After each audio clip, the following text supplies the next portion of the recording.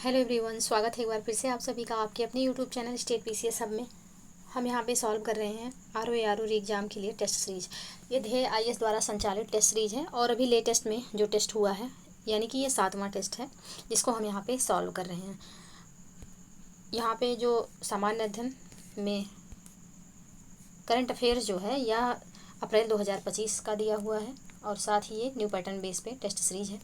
तो चलिए इसको स्टार्ट करते हैं और सॉल्व करते हैं। तो ये टेस्ट जो है हिंदी इंग्लिश दोनों में है। हम यहाँ पे हिंदी वाला पोर्शन सॉल्व करेंगे। तो चलिए आगे बढ़ते हैं और स्टार्ट करते हैं अपना टेस्ट सीरीज स्टार्ट करने से पहले आप लोगों से रिक्वेस्ट है कि चैनल पे यदि नए हैं तो चैनल को प्लीज़ सब्सक्राइब कर लीजिए, साथ ही बेल आइकन को प्रेस कर लीजिए ताकि कोई भी वीडियो चैनल पर अपलोड हो तो सबसे पहले नोटिफिकेशन आपको प्राप्त हो। साथ ही वीडियो को लाइक एवं शेयर करना ना भूलिएगा। तो चलिए आगे बढ़ते हैं और स्टार्ट करते हैं अपना ये टेस्ट सीरीज।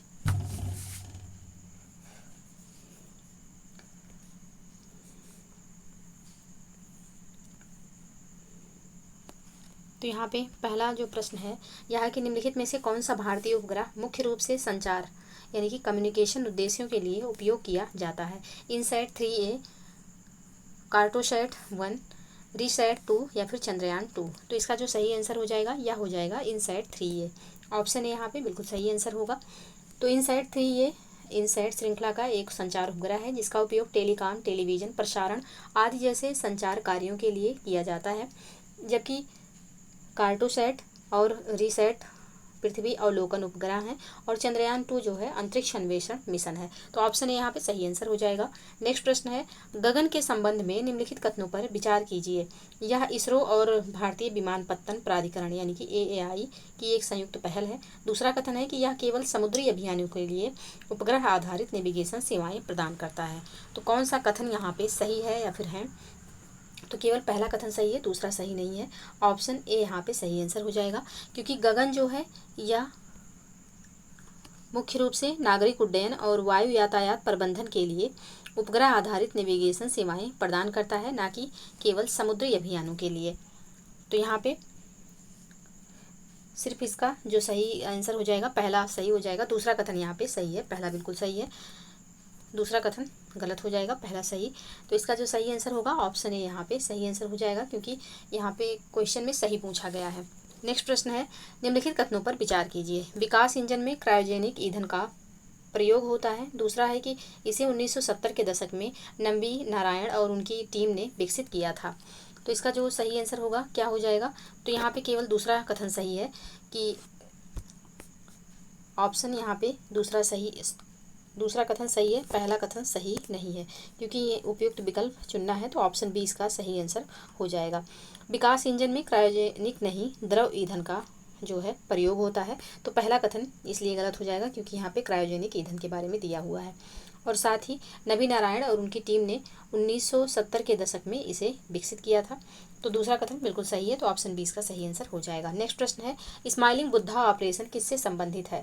तो स्माइलिंग बुद्धा नामक ऑपरेशन 1974 में पोखरण में भारत द्वारा किया गया पहला परमाणु परीक्षण से संबंधित है। तो ऑप्शन बी यहाँ पे बिल्कुल सही आंसर हो जाएगा। नेक्स्ट प्रश्न है एक्स्ट्रा पाल्मोनरी टीबी यानी कि EPTB शरीर के किस भाग को प्रभावित करती है? तो ये प्रभावित करती है फेफड़ों को छोड़कर अन्य भागों को। तो ऑप्शन सी यहाँ पे सही आंसर हो जाएगा। EPTB का अर्थ है कि टीबी संक्रमण फेफड़ों को छोड़कर शरीर के अन्य भागों जैसे कि मस्तिष्क, आँख, आंत, लिम्फ नोड्स आदि में होता है। तो ऑप्शन सी यहाँ पे सही आंसर हो जाएगा। नेक्स्ट प्रश्न है प्रश्न संख्या 6 ट्रिकोमा किस प्रकार का रोग है? वायरल संक्रमण, फंगल संक्रमण, बैक्टीरियल संक्रमण या फिर आनुवंशिक रोग? तो ट्रिकोमा जो है यह बैक्टीरियल संक्रमण है। ऑप्शन सी यहाँ पे सही आंसर हो जाएगा। नेक्स्ट प्रश्न है जीनोम एडिटिंग के उपयोग के क्षेत्र में कौन कौन से हैं? उपयोग के क्षेत्र यहाँ पे कौन कौन से हैं? चिकित्सा अनुसंधान, रक्त कैंसर, कृषि फसलों का सुधार, अंतरिक्ष यात्रा। तो यहाँ पे चिकित्सा अनुसंधान, रक्त कैंसर का उपचार और कृषि फसलों का सुधार जो है यह जीनोम एडिटिंग का क्षेत्र है। तो यहाँ पे पहला, दूसरा एवं तीसरा इसका सही आंसर हो जाएगा। ऑप्शन ए में है, तो ऑप्शन ए सही आंसर। नेक्स्ट प्रश्न है निम्नलिखित कथनों पर विचार कीजिए। पहला है कि वन जीन वन एंजाइम सिद्धांत आनुवंशिकी में क्रांति लाने वाला सिद्धांत था। दूसरा है कि इसे इसे जॉर्ज बीडल और एडवर्ड टैटम ने प्रतिपादित किया था। कोट में कौन सा यहाँ पे सही होगा? तो इसका जो सही आंसर हो जाएगा, यहाँ पे दोनों कथन बिल्कुल सत्य हैं, ऑप्शन सी यहाँ पे सही आंसर हो जाएगा। नेक्स्ट प्रश्न है, निम्नलिखित में से कौन से कोशिकांगों में डीएनए पाया जाता है? तो माइटोकॉन्ड्रिया में पाया जाता है, क्लोरोप्लास्ट में पाया जाता है और केंद्रक में यहाँ पे पाया जाता है। गाल्जी काय में माइटोकॉन्ड्रिया नहीं पाया जाता। तो इसका जो सही आंसर हो जाएगा 1, 2 और 4 इसका सही कोड बनेगा। तो 1, 2, 4 ऑप्शन सी में है, तो ऑप्शन सी यहाँ पे सही आंसर हो जाएगा।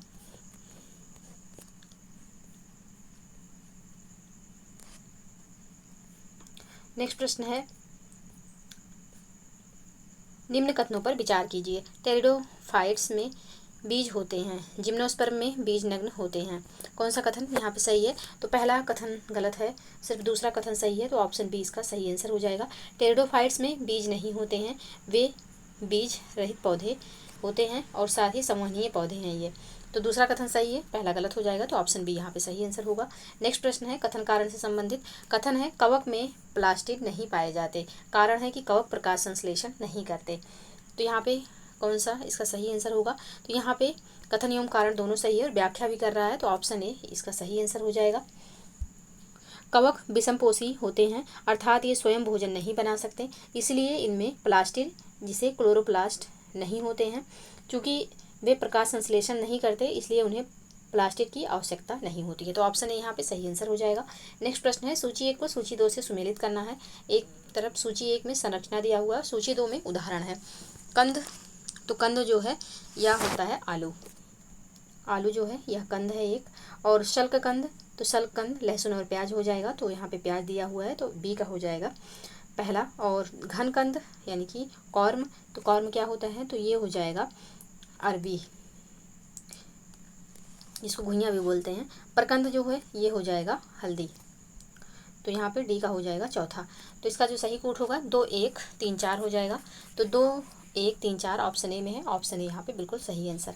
नेक्स्ट प्रश्न है, निम्नलिखित कथनों पर विचार करें। पहला है कि नारियल अष्टफल है और उसका खाने योग्य भाग भ्रूणपोष है।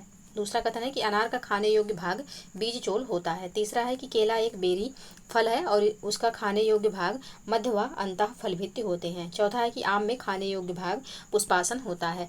अब सही कथन का यहाँ पे चयन करना है, तो इसका जो सही आंसर हो जाएगा यह हो जाएगा ऑप्शन ए, यानी कि पहला, दूसरा एवं तीसरा कथन सही है, चौथा यहाँ पे सही नहीं है, ऑप्शन ए इसका सही आंसर हो जाएगा। क्योंकि आम में जो खाने योग्य भाग होता है वह मांसल मध्य फलभित्ति होता है, ना कि पुष्पासन। तो चौथा कथन गलत है, पहला, दूसरा एवं तीसरा यहाँ पे सही है, तो ऑप्शन ए सही आंसर।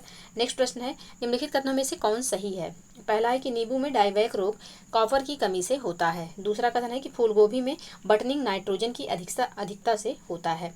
तीसरा कथन है कि गाजर में कैविटी स्पॉट कैल्शियम की कमी से होता है। चौथा है कि मक्का में वाइट बड रोग जस्ते की अधिकता से होता है। अब यहाँ पे सही विकल्प का चयन करना है, कौन सा यहाँ पे सही है? तो पहला एवं तीसरा कथन यहाँ पे बिल्कुल सही है, दूसरा एवं चौथा यहाँ पे सही नहीं है, तो ऑप्शन बी इसका सही आंसर हो जाएगा। और दूसरा एवं तीसरा देखते हैं गलत क्यों है। तो फूल गोभी में जो बटनिंग रोग होता है वो अधिकता नाइट्रोजन की अधिकता से नहीं, नाइट्रोजन की कमी के कारण होता है, तो दूसरा कथन इसलिए गलत हो जाएगा। और चौथा यहाँ पे जो दिया हुआ है कि मक्का में वाइट बर्ड रोग जस्ते की अधिकता से होता है, तो वाइट बर्ड जो है यह जस्ते की कमी से होता है, तो यहाँ पे जस्ते की अधिकता नहीं, जस्ते की कमी के कारण ये रोग होता है, तो दूसरा एवं चौथा इसलिए गलत हो जाएगा, पहला एवं तीसरा सही है, ऑप्शन बी यहाँ पे बिल्कुल सही आंसर हो जाएगा। नेक्स्ट प्रश्न है, संश्लेषण की प्रक्रिया में बने ग्लूकोज से ऑक्सीजन कहाँ से आती है? तो ये जो ऑक्सीजन आती है ये आती है कार्बन डाइऑक्साइड से, ऑप्शन सी यहाँ पे सही आंसर हो जाएगा। कार्बन डाइऑक्साइड के अणु से कार्बन और ऑक्सीजन मिलकर ग्लूकोज यानी कि C6H12O6 ये जो कि ग्लूकोज का सूत्र है का निर्माण करते हैं। इसमें उपस्थिति ऑक्सीजन कार्बन डाइऑक्साइड से ही आती है, तो ऑप्शन सी बिल्कुल सही आंसर। नेक्स्ट प्रश्न है, निम्नलिखित युग्मों पर विचार कीजिए। कार्य है एक तरफ, दूसरी तरफ हार्मोन दिया हुआ है। पर्णपात रोग ऑक्सिन, जड़ों की वृद्धि इंडोल ब्यूटारिक अम्ल, जीर्णता रोकना साइटोकानिन, सुप्तता बनाए रखना एब्सिसिक अम्ल। तो उपयुक्त में से कौन से युग्म सही सुमेलित हैं?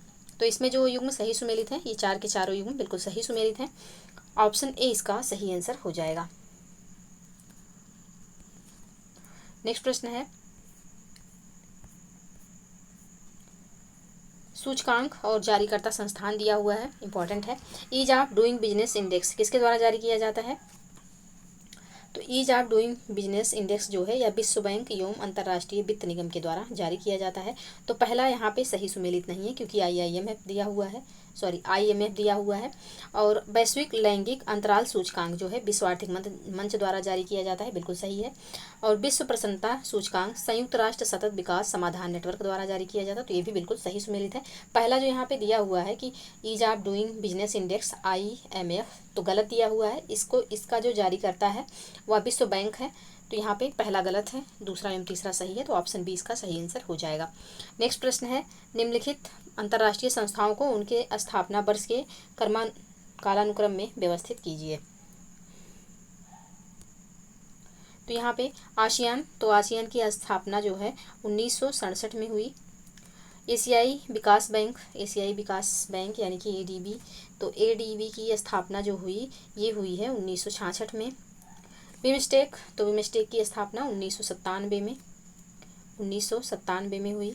और SCO यानी कि संघाई सहयोग संगठन, इसकी स्थापना 2001 में हुई। तो इसका जो सही कूट हो जाएगा यह हो जाएगा, सबसे पहले एशियाई विकास बैंक बना, फिर उसके बाद आसियान 1967 में, फिर आ जाएगा बिमस्टेक, और सबसे न्यूली जो बना हुआ है यह है संघाई सहयोग संगठन। तो इसका जो सही कूट होगा यह हो जाएगा 2 1 3 4, 2 1 3 4 ऑप्शन ए में है, तो ऑप्शन ए बिल्कुल सही आंसर हो जाएगा। नेक्स्ट प्रश्न है, वर्ष 2023-24 में निम्नलिखित में से किस राज्य की प्रति व्यक्ति आय राष्ट्रीय औसत का सर्वाधिक प्रतिशत है? तो इसका जो सही आंसर हो जाएगा यह हो जाएगा दिल्ली का, ऑप्शन बी यहाँ पे सही आंसर। नेक्स्ट प्रश्न है, निम्नलिखित कथनों पर विचार कीजिए। द्वितीय पंचवर्षीय योजना में औद्योगिकरण को प्राथमिकता दी थी। दूसरा है कि यह योजना नेहरू महालनोबिस मॉडल पर आधारित थी। तीसरा है कि औसत वार्षिक वृद्धि दर 4.3 लक्ष्य के विरुद्ध 4.5 प्राप्त हुई। तो यहाँ पे कौन सा कथन जो है सही है? तो पहला एवं दूसरा कथन सही है, तीसरा यहाँ पे सही नहीं है, तो ऑप्शन डी इसका सही आंसर हो जाएगा। क्योंकि यहाँ पे जो दिया हुआ है कि 4.3 लक्ष्य के विरुद्ध यहाँ पे 4.5 लक्ष्य प्राप्त हुआ था, तो गलत है।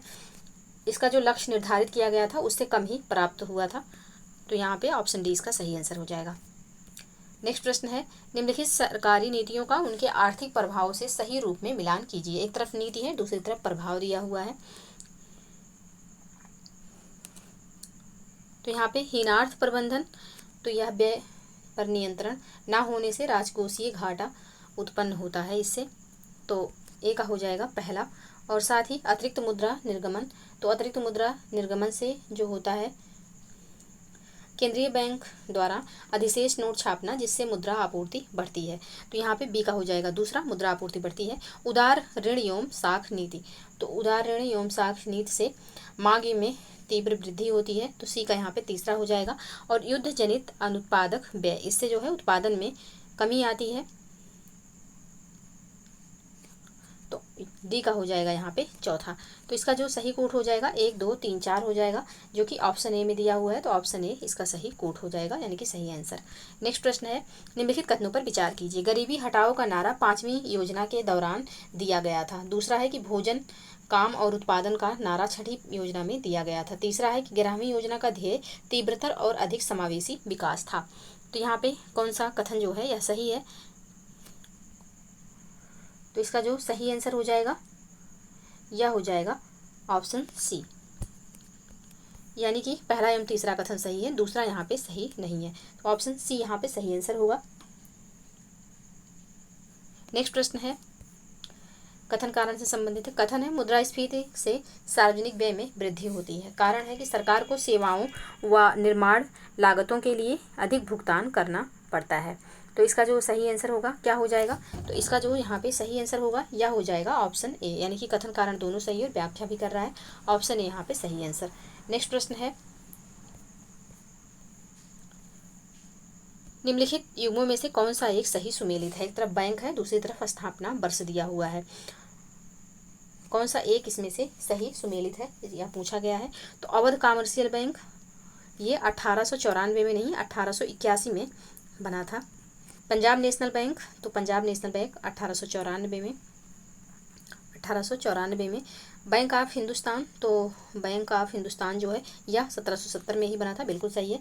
बैंक ऑफ मद्रास, तो ये 1806 में नहीं 1843 में बना था। तो यहाँ पे जो एक सही सुमेलित है यह है ऑप्शन सी, और यही इसका आंसर हो जाएगा। नेक्स्ट प्रश्न है, निम्नलिखित व्यक्तियों को उनके वित्त आयोगों की अध्यक्षता के वर्ष के आधार पर पुराने से नए क्रम में व्यवस्थित कीजिए। तो यहाँ पे के.सी. पंत, सी रंगराजन, वाई.बी. रेड्डी और वाई.बी. चौहान दिया हुआ है। तो इनको पुराने से नए के क्रम में एडजस्ट करना है। तो सबसे पहले वाई.बी. चौहान आएंगे, 1983 में 8वें वित्त आयोग के ये अध्यक्ष थे। उसके बाद आ जाएंगे के.सी. पंत, 1992 में 10वें वित्त आयोग के ये अध्यक्ष थे। उसके बाद आ जाएंगे सी रंगराजन, जो कि 2002 में 12वें वित्त आयोग के अध्यक्ष थे। और फिर लास्ट में आएंगे डॉक्टर वाई.बी. रेड्डी, जो कि 2013 में 14वें वित्त आयोग के अध्यक्ष थे। तो इसका जो सही सीक्वेंस हो जाएगा 4 1 2 3 होगा। तो 4 1 2 3 ऑप्शन बी में है, ऑप्शन बी यहाँ पे सही आंसर। नेक्स्ट प्रश्न है, निम्नलिखित में से कौन सा कथन गिनी गुणांक के बारे में सही है। तो गिनी गुणांक के बारे में कौन सा कथन यहाँ पे सही है। तो ऑप्शन सी जो दिया हुआ है कि यह आय की असमानता को मापता है, बिल्कुल सही दिया हुआ है, ऑप्शन सी यहाँ पे सही आंसर हो जाएगा। तो गिनी गुणांक आय संपत्ति की असमानता को मापने वाली एक सापेक्ष विधि है। इसका मान 0 निरपेक्ष समानता से एक अत्यधिक असमानता के बीच होता है। तो यहाँ पे ऑप्शन सी इसका सही आंसर होगा। नेक्स्ट प्रश्न है, निम्नलिखित योजनाओं को प्रारंभ वर्ष के अनुसार आरोही क्रम में व्यवस्थित कीजिए। तो यहाँ पे स्वजल धारा कार्यक्रम जो है यह कब स्टार्ट हुआ था। तो स्वजल धारा कार्यक्रम 2002 का है। राष्ट्रीय पेयजल मिशन, तो राष्ट्रीय पेयजल मिशन जो है 1986 का है। त्वरित ग्रामीण जल आपूर्ति कार्यक्रम, तो ये कब का है। त्वरित ग्रामीण जल आपूर्ति कार्यक्रम जो है 1972 से 73 का है। और राजीव गांधी राष्ट्रीय पेयजल मिशन ये कब का है। तो ये 1991 का है। तो यहाँ पे इसका जो सही सीक्वेंस होगा क्या हो जाएगा। तो सबसे पहले त्वरित ग्रामीण जल आपूर्ति कार्यक्रम यानी कि तीसरा सबसे पहले हो जाएगा। फिर उसके बाद कौन सा आएगा, तो उसके बाद हो जाएगा राष्ट्रीय पेयजल मिशन यानी कि दूसरा। फिर इसके बाद हो जाएगा राजीव गांधी राष्ट्रीय पेयजल मिशन यानी कि चौथा। और फिर सबसे यहाँ पे लास्ट में स्वजल धारा कार्यक्रम 2002 का जो है वो आ जाएगा। तो 3 2 4 1 इसका सही कूट बनेगा। कौन से ऑप्शन में है, तो ये है 3 2 4 1 ऑप्शन डी में, ऑप्शन डी यहाँ पे सही आंसर हो जाएगा। नेक्स्ट प्रश्न है, निम्नलिखित में से कौन सा उद्योग भारत के कोर सेक्टर में शामिल नहीं है। तो यहाँ पे भारत के कोर सेक्टर में जो शामिल नहीं है वह है वस्त्र उद्योग, ऑप्शन बी यहाँ पे सही आंसर हो जाएगा। भारत के कोर सेक्टर में 8 उद्योग शामिल हैं। वो उद्योग कौन कौन से हैं, तो कोयला, कच्चा तेल, प्राकृतिक गैस, रिफाइनरी उत्पाद, उर्वरक, इस्पात, सीमेंट और विद्युत। तो ऑप्शन बी यहाँ पे सही आंसर हो जाएगा, वस्त्र उद्योग उसमें शामिल नहीं है। नेक्स्ट प्रश्न है, निम्नलिखित कथनों में से कौन सा एक असत्य है। तो यहाँ पे ऑप्शन डी में जो दिया हुआ है कि ऐतरेय एवं गोपथ अथर्ववेद के 2 ब्राह्मण ग्रंथ हैं, ये गलत है। ऐतरेय ऋग्वेद का ब्राह्मण ग्रंथ है, जबकि गोपथ जो है यह अथर्ववेद का एकमात्र ब्राह्मण ग्रंथ है। तो यहाँ पे ऑप्शन डी जो है यह सही नहीं है। बाकी यजुर्वेद गद्य एवं पद्य दोनों में लिखा गया है, बिल्कुल सही है। शुक्ल यजुर्वेद को वाजसनेयी संहिता के नाम से जाना जाता है, ये भी यहाँ पे सही है। ऋग्वेद में पहला तथा 10वां मंडल सबसे बाद में जोड़ा गया, ये भी कथन यहाँ पे सही है। तो जो कथन यहाँ पे सही नहीं है ऑप्शन डी है। और प्रश्न में पूछा भी गया है कि कौन सा कथन असत्य है, तो ऑप्शन डी सही आंसर। नेक्स्ट प्रश्न है, निम्नलिखित में से किस या फिर किन से मौर्य काल की कुछ घटनाओं पर प्रकाश पड़ता है। बृहद कथा मंजरी, मुद्रा राक्षस, सरित सागर। कूट की सहायता से सही उत्तर का चयन करना है। तीनों से यहाँ पे मौर्य काल के कुछ घटनाओं पर प्रकाश पड़ता है, ऑप्शन सी यहाँ पे सही आंसर हो जाएगा। नेक्स्ट प्रश्न है, निम्नलिखित में से कौन सा एक बेमेल है। एक तरफ साहित्य है, दूसरी तरफ इनके रचयिता। नाट्य शास्त्र जो है इसके रचयिता तो भरत मुनि हो जाएंगे। गाथा सप्तशती हाल और स्वप्नवास उदत्तम भास की कृति है। साथ ही यहाँ पे जो सौदरानंद राजशेखर दिया हुआ गलत है। सौदरानंद जो है यह अश्वघोष की रचना है, अश्वघोष की रचना। तो यहाँ पे जो सही सुमेलित नहीं है ऑप्शन डी है, यही इसका आंसर हो जाएगा। नेक्स्ट प्रश्न है, देवपाड़ा प्रशस्ति लेख का संबंध निम्नलिखित में से किस शासक से है। तो इसका जो संबंध है यह विजय सेन से है, ऑप्शन ए यहाँ पे सही आंसर हो जाएगा। तो सेन वंश की स्थापना सामंत सेन ने की थी। विजय सेन जिसका कार्यकाल 1995 से 1198 ईस्वी यानी कि शासनकाल जो है 1095 से 1158 ईस्वी तक था। इस वंश का प्रथम महत्वपूर्ण शासक था। देवपाड़ा प्रशस्ति लेख का संबंध विजय सेन से है, तो ऑप्शन ए यहाँ पे सही आंसर हो जाएगा। नेक्स्ट प्रश्न है, कथन कारण से संबंधित प्रश्न है। कथन है, मुगल बादशाह औरंगजेब को जिंदा पीर के रूप में भी जाना जाता था। कारण है कि वह इस्लामी कानूनों का अक्षरशः पालन करता था। अब यहाँ पे कौन सा इसका सही आंसर होगा, तो यहाँ पे ऑप्शन ए इसका सही आंसर हो जाएगा। कथन कारण दोनों सही है और व्याख्या भी कर रहा है, तो ऑप्शन ए बिल्कुल सही आंसर। नेक्स्ट प्रश्न है, निम्नलिखित कथनों पर विचार कीजिए। पहला है कि इस संधि के कारण मराठा संगठन का वास्तविक नेता पेशवा बन गया। दूसरा है कि मराठा राजनीति का केंद्र पूना बन गया। उपयुक्त कथन किस संधि के बारे में यहाँ पे है, तो ये संधि जो है, ये जो कथन है ये किसके बारे में है, तो ये यहाँ पे संगोला की संधि के बारे में है। ऑप्शन ए यहाँ पे सही आंसर हो जाएगा। नेक्स्ट प्रश्न है, निम्नलिखित पहाड़ियों को पूर्व से पश्चिम के क्रम में व्यवस्थित करना है। गाविलगढ़ पहाड़ियाँ, महादेव पहाड़ियाँ, रामगढ़ पहाड़ी, सतमाला पहाड़ी। तो इनको पूर्व से पश्चिम के क्रम में लगाना है। तो इनका जो क्रम हो जाएगा पूर्व से, सबसे पूर्व में आ जाएगी रामगढ़ पहाड़ी, और फिर उसके बाद महादेव पहाड़ी, फिर ग्वालीगढ़ पहाड़ी, और फिर सतमाला पहाड़ी। तो इसका जो सही कोड बनेगा 3 2 1 4 हो जाएगा। तो 3 2 1 4 ऑप्शन बी में है। ऑप्शन बी यहाँ पे सही आंसर हो जाएगा। नेक्स्ट प्रश्न है, निम्नलिखित में से कौन से अर्धचालक नहीं है। Silicon, quartz, ceramics, germanium. इसमें से कौन से जो है ये अर्धचालक नहीं है, तो इसका जो सही आंसर हो जाएगा यह हो जाएगा 2 और 3। क्वार्ट्ज और सिरेमिक्स जो है ये अर्धचालक नहीं है। सिलिकॉन और जर्मेनियम जो है ये अर्धचालक है। तो यहाँ पे ऑप्शन बी इसका सही आंसर हो जाएगा। नेक्स्ट प्रश्न है, निम्नलिखित में से कौन निजी क्षेत्र में है। Bongaigaon refinery, Mangalore refinery, Jamnagar refinery, Vadinar refinery. नीचे दिए गए कोड का प्रयोग करके सही कोड से उत्तर के यहाँ पे चयन करना है। तो इसका जो सही आंसर हो जाएगा यह हो जाएगा 3 और 4, यानी कि जामनगर रिफाइनरी और वाडी नार रिफाइनरी जो है यह निजी क्षेत्र में है। तो ऑप्शन डी इसका सही आंसर हो जाएगा। नेक्स्ट प्रश्न है, निम्नलिखित में से कौन एक जुनता दल का सदस्य नहीं था। मिर्जा गियास बेग, शाहजादा खुसरो, आसफ खां, असमत बेगम। तो इसका जो सही आंसर हो जाएगा क्या होगा, तो इसका सही आंसर हो जाएगा शाहजादा खुसरो। ऑप्शन बी यहाँ पे सही आंसर हो जाएगा। जुनता दल जो है नूरजहां ने जहांगीर से विवाह के बाद बनाया था। इसके अन्य सदस्य एतमादुद्दौला, मिर्जा गियास बेग, असमत बेगम, आसफ खां और शाहजादा खुर्रम था। यहाँ पे शाहजादा खुसरो इसमें नहीं था। ऑप्शन बी इसका सही आंसर हो जाएगा। नेक्स्ट प्रश्न है, उत्तर प्रदेश वित्तीय निगम के संदर्भ में निम्नलिखित में से कौन सा कथन सत्य है। पहला है कि इसकी स्थापना 1954 में कानपुर में की गई थी। दूसरा है कि यह लघु तथा मध्यम स्तरीय उद्योगों के विकास हेतु वित्तीय सहायता प्रदान करता है। तो यहाँ पे दोनों कथन बिल्कुल सही है। इसकी स्थापना 1954 में कानपुर में की गई, बिल्कुल सही है। किसके बारे में बात हो रही है, तो उत्तर प्रदेश वित्तीय निगम के बारे में, और यह एक लघु तथा मध्यम स्तरीय उद्योगों के विकास हेतु वित्तीय सहायता प्रदान करता है। ये भी सही है। ऑप्शन सी सही आंसर। नेक्स्ट प्रश्न है, निम्नलिखित का सही कालानुक्रम क्या है। शिमला समझौता, ताशकंद समझौता, फरक्का समझौता, भारत सोवियत संधि। तो यहाँ पे ताशकंद समझौता जो है ये ताशकंद समझौता कब हुआ, तो 10 जनवरी 1966 में हुआ। शिमला समझौता कब हुआ, तो शिमला समझौता 2 जुलाई 1972 को हुआ, भारत और रूस के बीच में। ताशकंद समझौता किसके बीच में था, तो ताशकंद समझौता जो था ये था भारत पाकिस्तान के बीच में। फरक्का समझौता, तो फरक्का समझौता जो है ये अंतरिम रूप से वर्ष 1975 तथा अंतिम रूप से 12 दिसंबर 1996 बीच भारत एवं बांग्लादेश के बीच में था ये। और भारत सोवियत संधि, तो भारत सोवियत संधि 9 अगस्त 1971 और भारत एवं रूस के बीच में था। इसका जो सही सीक्वेंस हो जाएगा, सबसे पहले यहाँ पे हो जाएगा ताशकंद समझौता, यानी कि ताशकंद समझौता 10 जनवरी 1966। फिर उसके बाद आएगा यहाँ पे फरक्का समझौता जो कि 1975।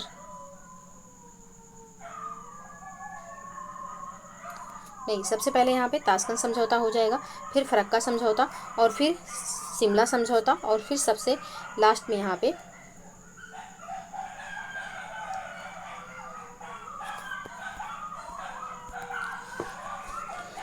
इसका जो सही आंसर होगा ऑप्शन बी हो जाएगा इसका सही आंसर।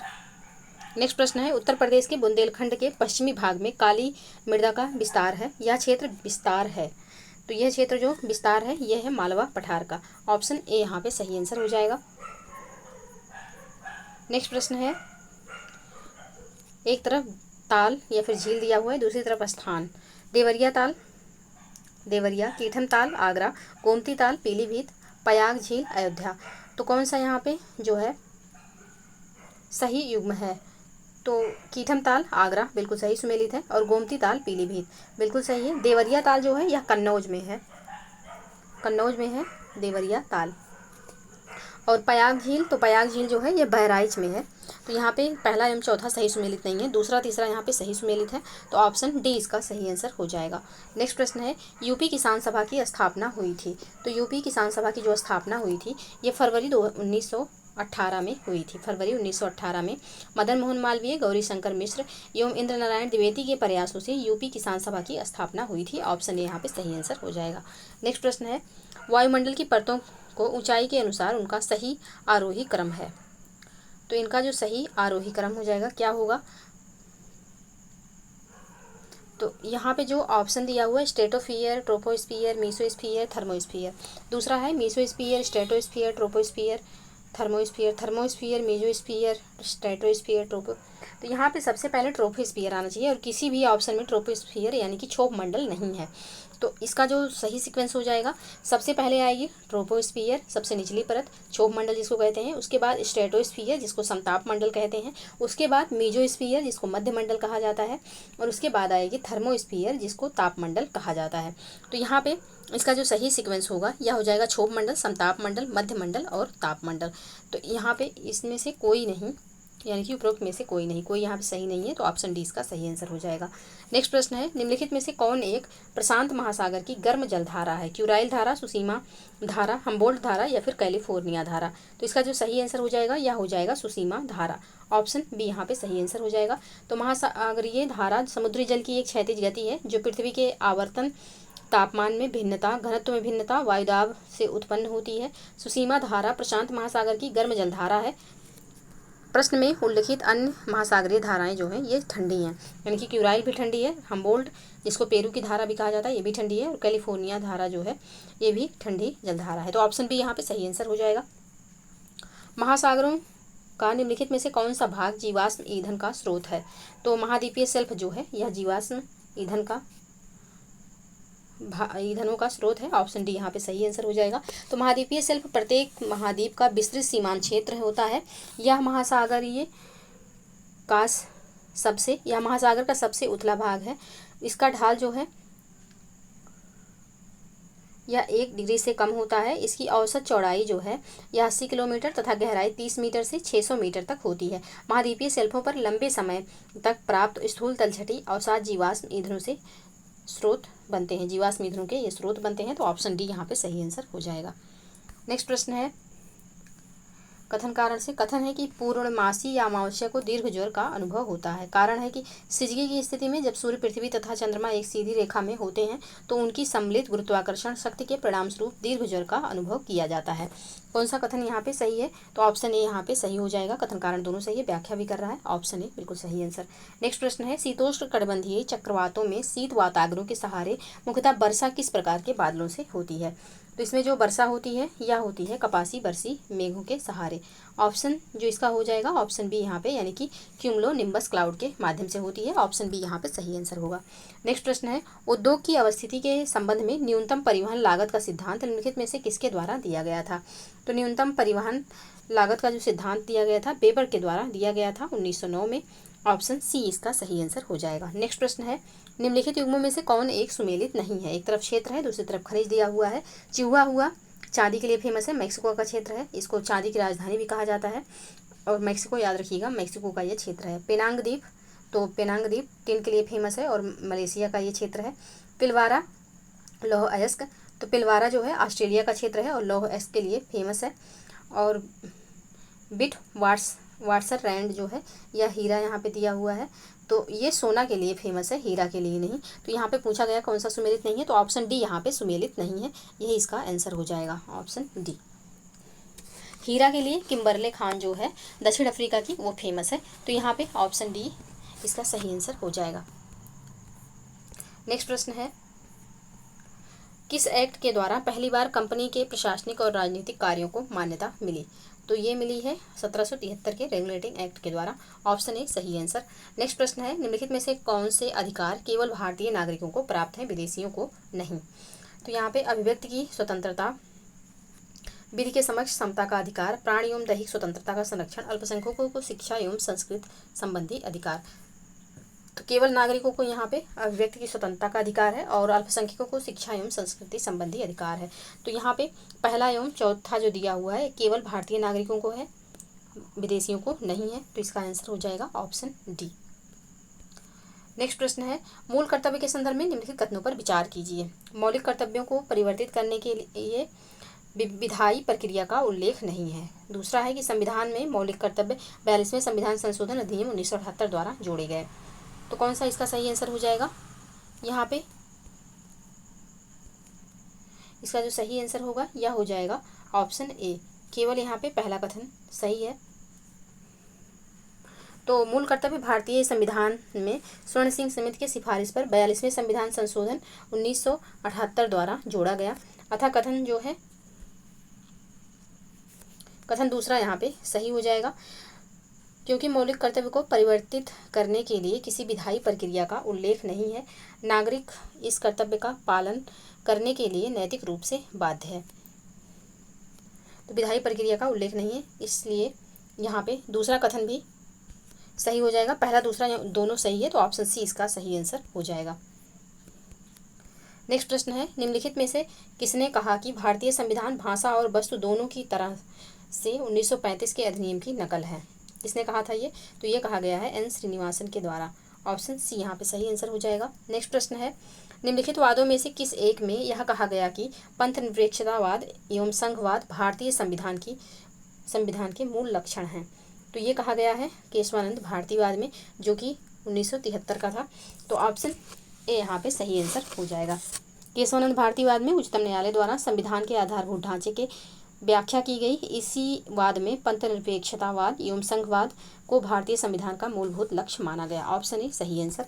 नेक्स्ट प्रश्न है, कथन कारण से संबंधित कथन है, भारत में केंद्र एवं राज्य दोनों को ही निवारक निरोध कानून बनाने का अधिकार प्राप्त है।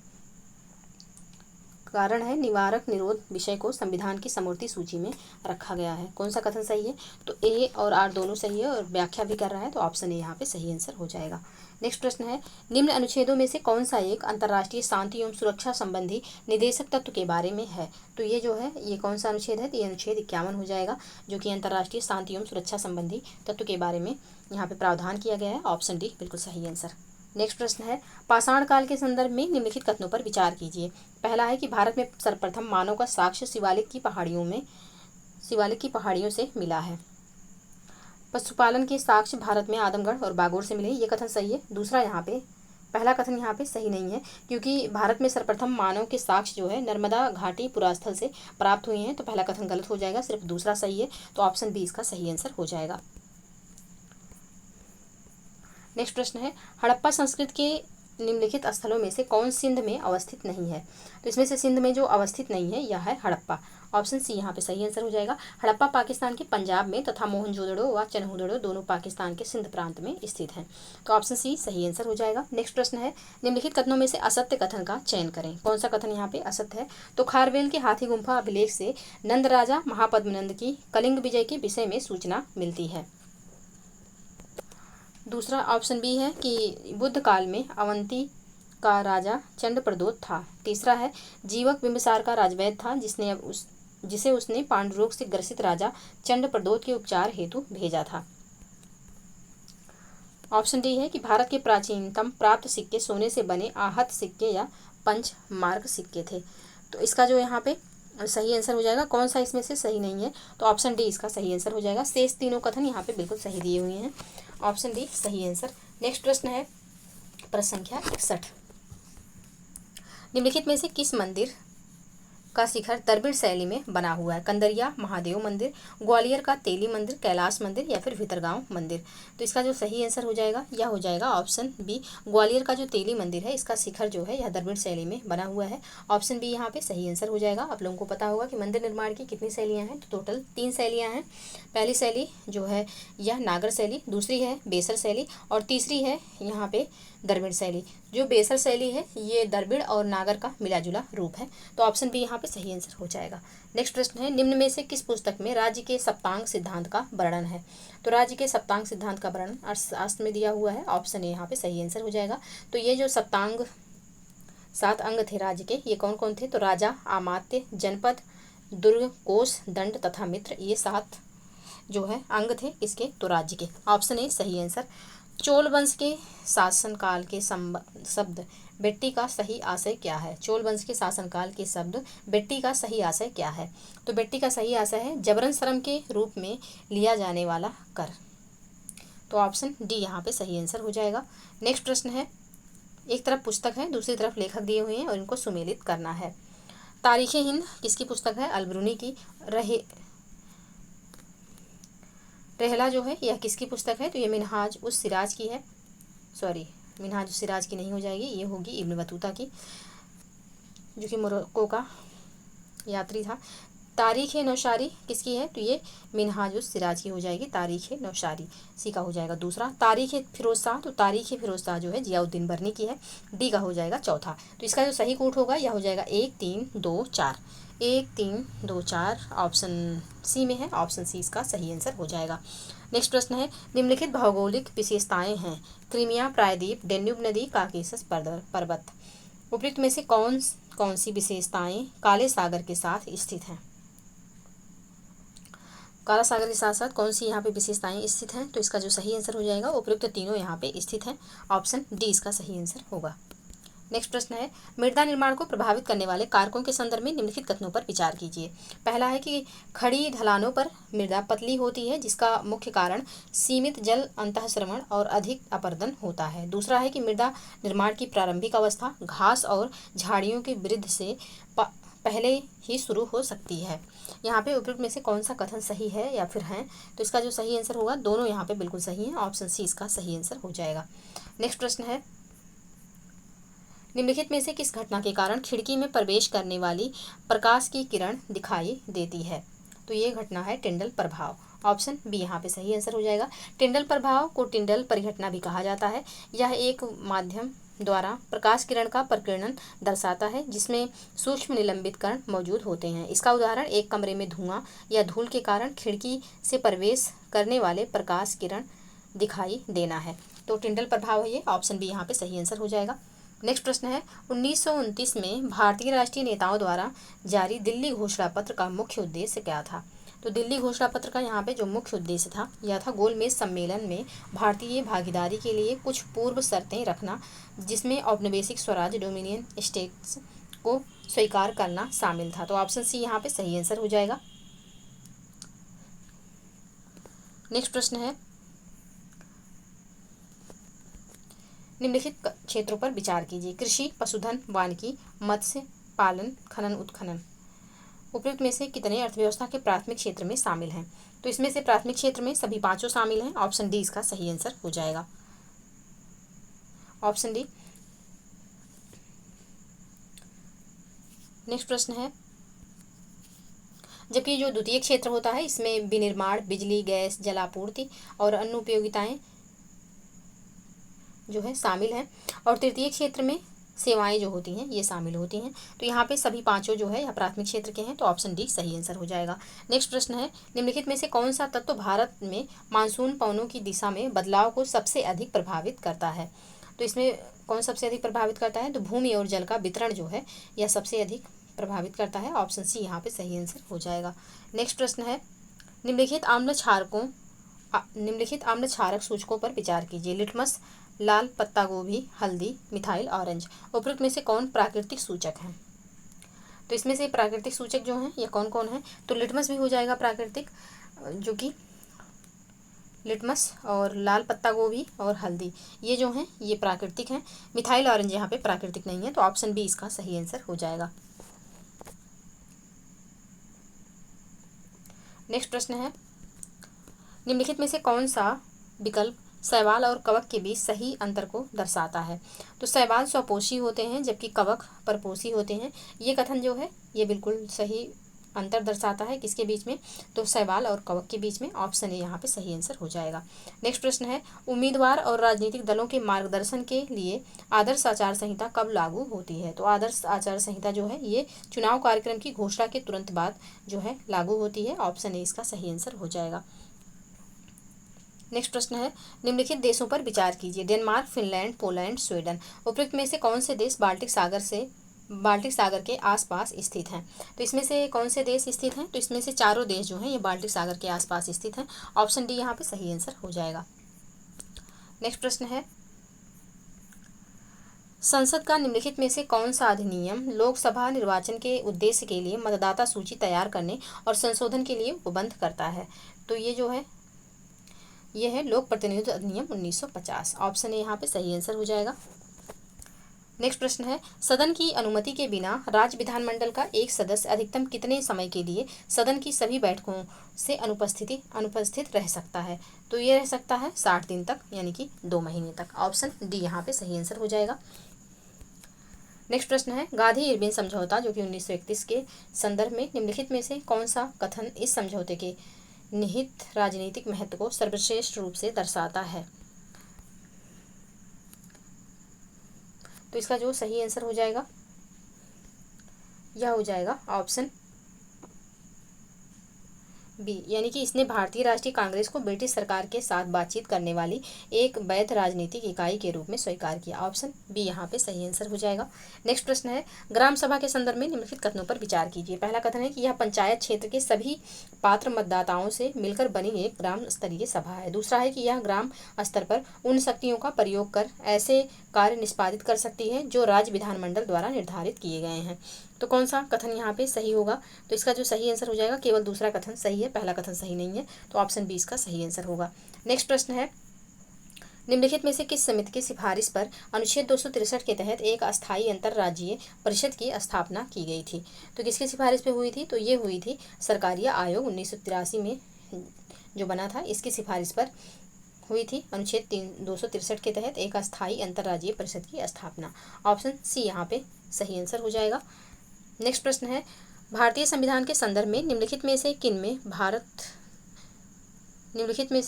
भारत में स्थानीय स्वशासन से संबंधित प्रावधान शामिल हैं? तो इनमें से किन में शामिल हैं? तो भाग 9, भाग 4 और अनुच्छेद 280। तो इसका जो सही कूट हो जाएगा यह हो जाएगा 1, 4 और 5। ऑप्शन ए यहाँ पे सही आंसर होगा। नेक्स्ट प्रश्न है, निम्नलिखित में से कौन कारक जैवमंडल यानी कि बायोस्फीयर में जीवों के असमान वितरण के लिए उत्तरदायी हैं? तो जीवों के असमान वितरण के लिए कौन से कारक इसमें से जिम्मेदार हैं यानी कि उत्तरदायी हैं? तो पहला है सौर ऊर्जा की उपलब्धता में परिवर्तनशीलता। दूसरा है जलवायु और पर्यावरणीय परिस्थितियों में अंतर। तीसरा है कि पोषक तत्वों का समान रूप से पुनः चक्रण। तो इसका जो सही आंसर हो जाएगा यह हो जाएगा सौर ऊर्जा की उपलब्धता में परिवर्तनशीलता और साथ ही जलवायु और पर्यावरणीय परिस्थितियों में अंतर। तो पहला दूसरा इसका सही आंसर होगा। ऑप्शन ए बिल्कुल सही आंसर। नेक्स्ट प्रश्न है, उत्तर प्रदेश का निम्नलिखित में से कौन सा स्थल स्थापत्य यूनेस्को की विश्व धरोहर में शामिल नहीं है? ताजमहल, आगरा, झांसी का किला, फतेहपुर सीकरी। तो इसमें जो शामिल नहीं है यह है झांसी का किला। शेष ताजमहल, आगरा और फतेहपुर सीकरी इसमें शामिल हैं। तो ऑप्शन सी यहाँ पे सही आंसर हो जाएगा।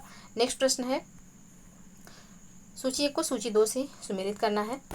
हर्पेंटोलॉजी, तो हर्पेंटोलॉजी उभयचर सरीसृप का अध्ययन है, ए का हो जाएगा पहला। डर्मेटोलॉजी, तो डर्मेटोलॉजी जो है त्वचा का अध्ययन। और ट्रोफोलॉजी तो पोषण विधियों का अध्ययन, सी का हो जाएगा दूसरा। और जेरेंटोलॉजी तो वृद्धावस्था संबंधी अध्ययन है। इसका सही कूट 1, 3, 2, 4 हो जाएगा। 1, 3, 2, 4 ऑप्शन सी में है। ऑप्शन सी सही आंसर। कथन कारण से संबंधित प्रश्न है। कथन है कि लॉर्ड वेलेजरी द्वारा वर्ष 1800 में कलकत्ता में फोर्ट विलियम कॉलेज की स्थापना की गई थी। कारण है कि वह भारत में प्राच्य ज्ञान के प्रति अभिरुचि पैदा करना चाहता था। अभी हाल ही में फोर्ट विलियम का नाम बदल करके क्या रखा गया है आप लोग कमेंट सेक्शन में बताइएगा।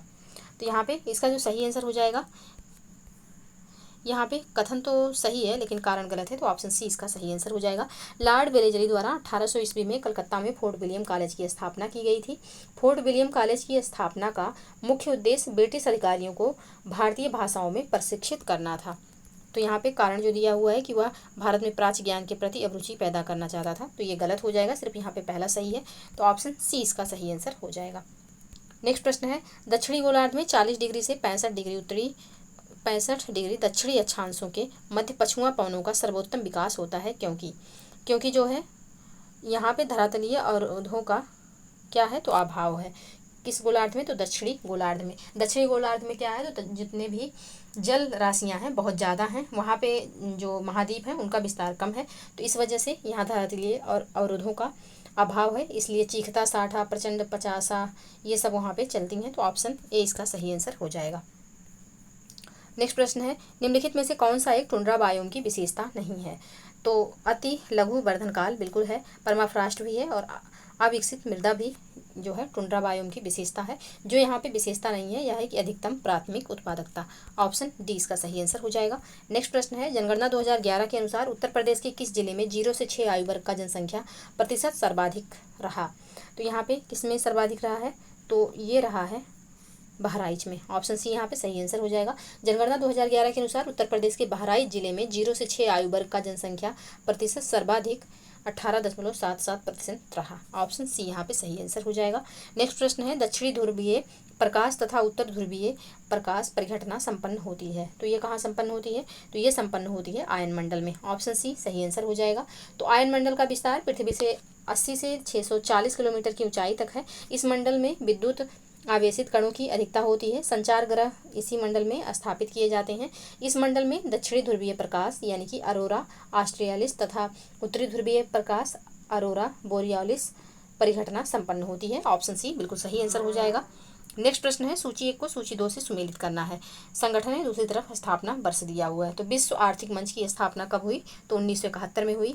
और एशियाई विकास बैंक की स्थापना 1966 में। विश्व व्यापार संगठन, तो विश्व व्यापार संगठन जो है इसकी स्थापना 1995 में हुई। और ओपेक की स्थापना तो 1960 में हुई। तो इसका जो सही कोड होगा 1 2 3 4 हो जाएगा, ऑप्शन ए में है, ऑप्शन ए सही आंसर। नेक्स्ट प्रश्न है, निम्नलिखित में से कौन सा एक प्रकृति की एक क्रियात्मक इकाई है, तो ये इकाई है पारिस्थितिकी तंत्र, ऑप्शन डी यहाँ पे सही आंसर हो जाएगा। नेक्स्ट प्रश्न है, सूची 1 को सूची 2 से सुमेलित करना है। राष्ट्रीय सुरक्षा गार्ड्स इसकी स्थापना वर्ष तो 1984। केंद्रीय औद्योगिक सुरक्षा बल इसकी स्थापना 1969 में। केंद्रीय रिजर्व पुलिस बल की स्थापना कब हुई, तो केंद्रीय रिजर्व पुलिस बल की स्थापना 1939 में। और सशस्त्र सीमा बल जो बना ये बना 1963 में। तो इसका जो सही कोड हो जाएगा 4 3 2 1 हो जाएगा। तो 4 3 2 1 ऑप्शन ए में है, तो यही इसका सही आंसर होगा। कथन कारण से संबंधित प्रश्न है। कथन है, स्वपोषी जीवों द्वारा ग्रहण की जाने वाली ऊर्जा पुनः सौर ऊर्जा में परिवर्तित नहीं होती है। कारण है कि पारितंत्र में ऊर्जा का प्रवाह एक दिशीय होता है। तो इसका जो सही आंसर हो जाएगा यह हो जाएगा ऑप्शन ए, यानी कि कथन कारण दोनों सही है, व्याख्या भी कर रहा है, ऑप्शन ए सही आंसर हो जाएगा। नेक्स्ट प्रश्न है, सूची 1 को सूची 2 से सुमेलित करना है। सूची 1 में जीव और सूची 2 में यहाँ पे गुणसूत्रों की संख्या दिया हुआ है। तो मनुष्य में कितने गुणसूत्र होते हैं, 46 गुणसूत्र होते हैं। कुत्ते में 78 होते हैं। घोड़ा में कितना होता है, तो 64 होता है। और कबूतर में कितना, तो 80 होता है। तो इसका जो सही कोड हो जाएगा 1 2 3 4 1 2 3 4 ऑप्शन डी में है, तो ऑप्शन डी इसका बिल्कुल सही आंसर हो जाएगा। नेक्स्ट प्रश्न है, लवण और रासायनिक नाम इनका दिया हुआ है। साधारण नमक को सोडियम क्लोराइड कहा जाता है। धवन सोडा, तो धवन सोडा जो है यह सोडियम कार्बोनेट हो जाएगा, यानी कि वॉशिंग सोडा जिसको कहते हैं। खाने का सोडा सोडियम बाई कार्बोनेट होता है। और सीरा जो होता है या पोटेशियम नाइट्रेट कहलाता है। तो इसका जो सही सीक्वेंस हो जाएगा 4 1 2 और 3 है। तो 4 1 2 3 ऑप्शन सी में है, ऑप्शन सी इसका सही आंसर हो जाएगा। नेक्स्ट प्रश्न है, किस्सा राधा कन्हैया के लेखक कौन है, तो किस्सा राधा कन्हैया के जो लेखक हैं वो हो जाएंगे नवाब वाजिद अली शाह, ऑप्शन सी यहाँ पे सही आंसर हो जाएगा। तो किस्सा राजा कन्हैया लखनऊ के नवाब वाजिद अली शाह द्वारा लिखित है, ऑप्शन सी सही आंसर। उत्तर प्रदेश में सैनिटरी मार्ट योजना कब लागू हुई, तो सैनिटरी मार्ट योजना 2001 से 2002 के बीच में लागू हुई, ऑप्शन बी यहाँ पे सही आंसर हो जाएगा। तो उत्तर प्रदेश में अनुसूचित जाति विकास निगम द्वारा 2001-2002 में सैनिटरी मार्ट योजना लागू की गई थी। इसका उद्देश्य सिर पर मैला ढोने पर रोग के बाद बेरोजगार हुए लोगों को रोजगार प्रदान करना था। तो ऑप्शन बी सही आंसर। कथन कारण से संबंधित प्रश्न है। कथन है कि वायसराय वेबल द्वारा बुलाया गया शिमला सम्मेलन असफल रहा था। कारण है कि इस सम्मेलन में कांग्रेस प्रतिनिधि मंडल का नेतृत्व महात्मा गांधी ने किया था। कौन सा कथन यहाँ पे सही होगा? तो कथन तो सही है बट कारण यहाँ पे गलत है, तो ऑप्शन सी यहाँ पे सही आंसर हो जाएगा। वायसराय वेबल ने 25 जून 1945 को शिमला में एक सम्मेलन बुलाया। इस सम्मेलन में कांग्रेस प्रतिनिधि मंडल का नेतृत्व अबुल कलाम आज़ाद ने किया। गांधी जी ने इस सम्मेलन में भाग नहीं लिया था, यद्यपि वे शिमला में उपस्थित रहे। कांग्रेस व मुस्लिम लीग के बीच गतिरोध होने के कारण यह सम्मेलन विफल हो गया। तो ऑप्शन सी यहाँ पे सही आंसर होगा। नेक्स्ट प्रश्न है, निम्नलिखित को सही कालानुक्रम में व्यवस्थित कीजिए। सांची स्तूप का निर्माण जो है यह 57 ईसा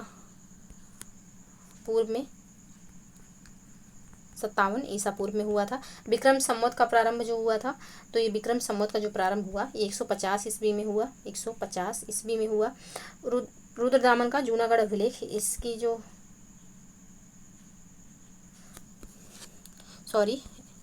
यहाँ पे सांची स्तूप का जो निर्माण हुआ था ये हुआ था 3री शताब्दी ईसा पूर्व में। 3री शताब्दी ईसा पूर्व में हुआ था ये। और विक्रम संवत का जो प्रारंभ हुआ था ये कब हुआ था? तो ये 57 ईसा पूर्व में हुआ था। और रुद्रदामन का जूनागढ़ अभिलेख तो 150 ईस्वी में। और शक संवत का प्रारंभ कब हुआ? तो 78 ईस्वी में शक संवत का प्रारंभ हुआ था। तो इसका जो सही कूट हो जाएगा यह हो जाएगा सांची स्तूप का निर्माण सबसे पहले, उसके बाद विक्रम संवत प्रारंभ यानी कि 57 ईस्वी में, फिर रुद्रदामन का जूनागढ़ अभिलेख 150 ईस्वी में, और फिर उसके बाद यहाँ पे नहीं, उसके पहले हो जाएगा शक संवत का प्रारंभ जो कि 78 ईस्वी में हुआ। सबसे लास्ट में यहाँ पे रुद्रदामन का जूनागढ़ अभिलेख आएगा जो कि 150 ईस्वी में हुआ था। तो इसका जो सही कूट होगा 4 3 1 2 हो जाएगा। 4 3 1 2 ऑप्शन डी में है, यही इसका सही आंसर होगा। नेक्स्ट प्रश्न है, निम्नलिखित कथनों में से कौन से सत्य हैं? रुधिर प्लाज्मा एक क्षारीय द्रव है। दूसरा है कि यह आयतन के हिसाब से संपूर्ण रुधिर का 55% होता है। तो इसका जो है यहाँ पे कौन सा कथन सही है? तो यहाँ पे पहला एवं दूसरा दोनों कथन सही है। ऑप्शन सी इसका सही आंसर हो जाएगा। नेक्स्ट प्रश्न है, चाकों का मैदान प्रमुख कपास उत्पादक क्षेत्र यह स्थित है। यह जो है चाकों का मैदान प्रमुख कपास उत्पादक क्षेत्र है, यह कहाँ पे स्थित है? तो ये अर्जेंटीना में स्थित है। ऑप्शन बी इसका सही आंसर हो जाएगा। नेक्स्ट प्रश्न है, निम्नलिखित राज्यों में कौन एक 2011 की जनगणना के अनुसार कुल साक्षरता दर और नगरीकरण के स्तर की दृष्टि से भारत में दूसरे स्थान पर है? तो ये जो है ये कौन हो जाएगा? तो मिजोरम है ये। ऑप्शन डी इसका सही आंसर हो जाएगा। नेक्स्ट प्रश्न है, निम्नलिखित कथनों में से कौन सही है या फिर है? पहला है कि धातुओं में सोना की सक्रियता सर्वाधिक होती है, गलत है। सोना स्वतंत्र अवस्था में पाया जाता है, तो ये बिल्कुल सही है। ऑप्शन बी यहाँ पे सही आंसर हो जाएगा। सबसे सक्रिय धातु अगर देखा जाए तो पोटेशियम होती है, यहाँ पे सोना सबसे अधिक सक्रिय नहीं होता है। सोना स्वतंत्र अवस्था में पाया जाता है, ये उतना क्रियाशील नहीं होता है। ऑप्शन बी इसका सही आंसर हो जाएगा। आप देखते होंगे कि चांदी हो गया, तांबा हो गया, इनके अगर आपके पास बर्तन भी हैं तो कुछ ही दिन में एकदम से काले पड़ जाते हैं, जबकि जो सोना है इतने जेवरात रहते हैं उसका रंग मतलब फीका नहीं पड़ता है। तो इस वजह से जाना जा सकता है कि कौन सबसे ज़्यादा रासायनिक अभिक्रिया करता है। तो यहाँ पे जो सबसे ज़्यादा सक्रिय होगा वो सबसे ज़्यादा जो है अभिक्रिया करेगा। तो ये सोना जो है सबसे कम अभिक्रियाशील है, इस वजह से ये स्वतंत्र अवस्था में पाया जाता है। तो ऑप्शन बी इसका सही आंसर हो जाएगा। नेक्स्ट प्रश्न है, वर्णलेखन तकनीक का प्रयोग होता है। तो वर्णलेखन तकनीक का प्रयोग जो है एक मिश्रण से पदार्थ को अलग करने में होता है। ऑप्शन ए यहाँ पे सही आंसर हो जाएगा। नेक्स्ट प्रश्न है, जैन धर्म से संबंधित निम्नलिखित में से किस शब्द का आशय कर्म का जीवन की ओर प्रवाह कहलाता है? तो कर्म का जीवन की ओर प्रवाह जो है यह आश्रव है। ऑप्शन ए यहाँ पे सही आंसर हो जाएगा। आश्रव का अर्थ है कर्म का जीवन की ओर प्रवाह, और संवर का अर्थ क्या होगा? तो जब कर्म का प्रवाह जीवन की ओर रुक जाए। और निर्जरा का अर्थ क्या होता है? तो अवशिष्ट कर्म का जल जाना, ये निर्जरा होता है। और बंधन क्या है? तो कर्म का जीव के साथ संयुक्त हो जाना जो है यह बंधन है। ऑप्शन ए बिल्कुल सही आंसर हो जाएगा। नेक्स्ट प्रश्न है, सूची 1 को सूची 2 से सुमेलित करना है। जनसंख्या का महाविभाजन वर्ष क्या है? तो 1921 हो जाएगा। ए का यहाँ पे तीसरा होगा। थोक मूल्य सूचकांक का आधार वर्ष 2011 से 2012 हो जाएगा। और सेल का स्थापना वर्ष, तो सेल का स्थापना वर्ष क्या है? तो ये हो जाएगा 1974, सी का हो जाएगा दूसरा। और सेबी का स्थापना वर्ष, तो सेबी जो है कब स्थापित हुई? 1988 में, तो यहाँ पे डी का हो जाएगा चौथा। तो इसका जो सही कूट होगा क्या हो जाएगा? तो जनसंख्या का महाविभाजन वर्ष 1921 यानी कि तीसरा। ए का हो जाएगा यहाँ पे तीसरा, थोक मूल्य सूचकांक का आधार वर्ष 2011-12, तो यहाँ पे पहला हो जाएगा। सेल का स्थापना वर्ष तो 1974 हो जाएगा, यानी कि सी का हो जाएगा दूसरा, तो दूसरा। और सेबी का स्थापना वर्ष तो यहाँ पे 1988, यानी कि चौथा। 3, 1, 2, 4 इसका सही कोड होगा। 3, 1, 2, 4 ऑप्शन सी में है, ऑप्शन सी इसका सही आंसर। नेक्स्ट प्रश्न है, यहाँ से जो है रीजनिंग के क्वेश्चन शुरू हो रहे हैं, तो इनको हम यहाँ पे आपको बस आंसर बताते हुए चलेंगे।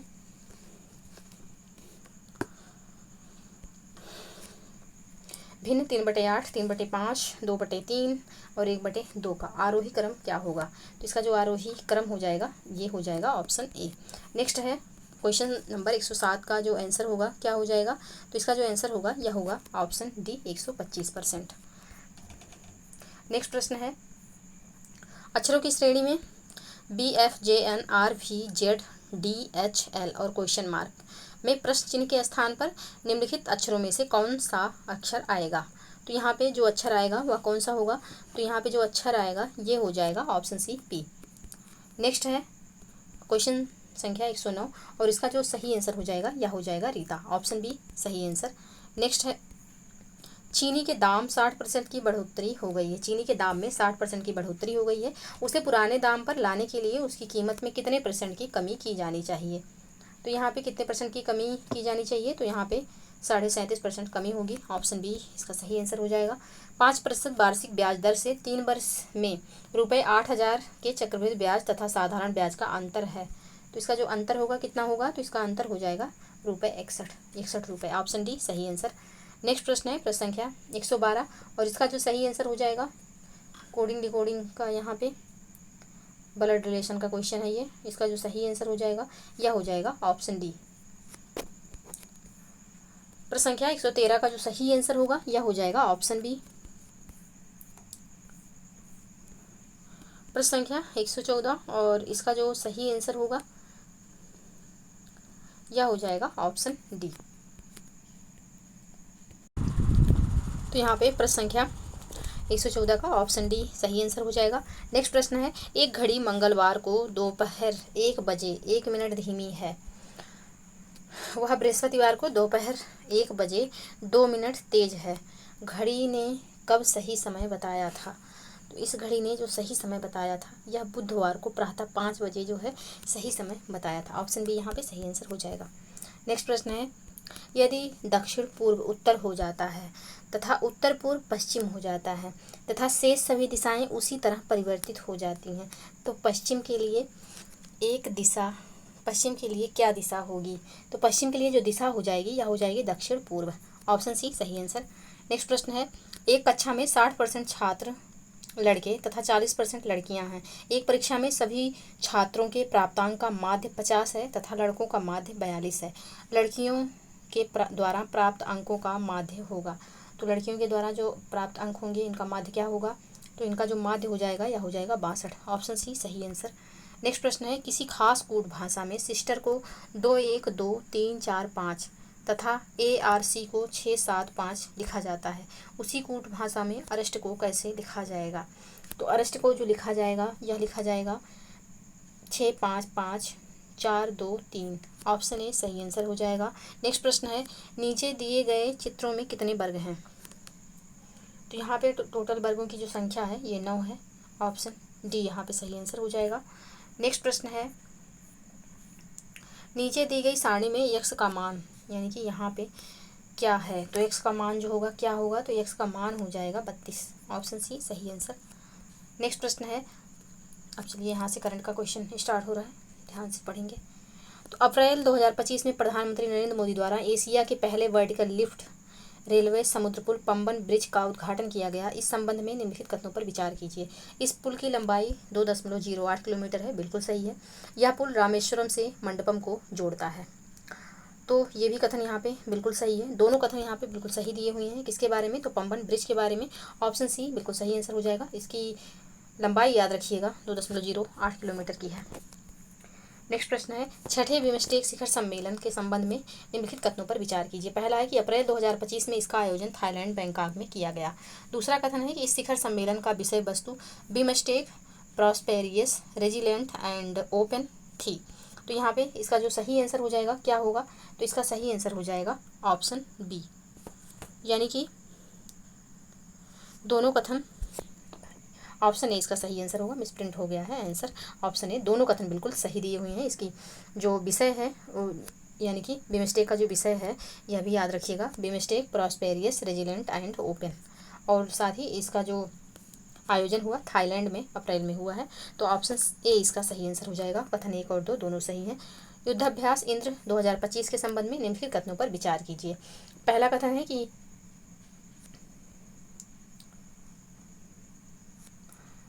कि अप्रैल 2025 में इस युद्धाभ्यास का आयोजन भारत एवं रूस की वायुसेना के मध्य किया गया।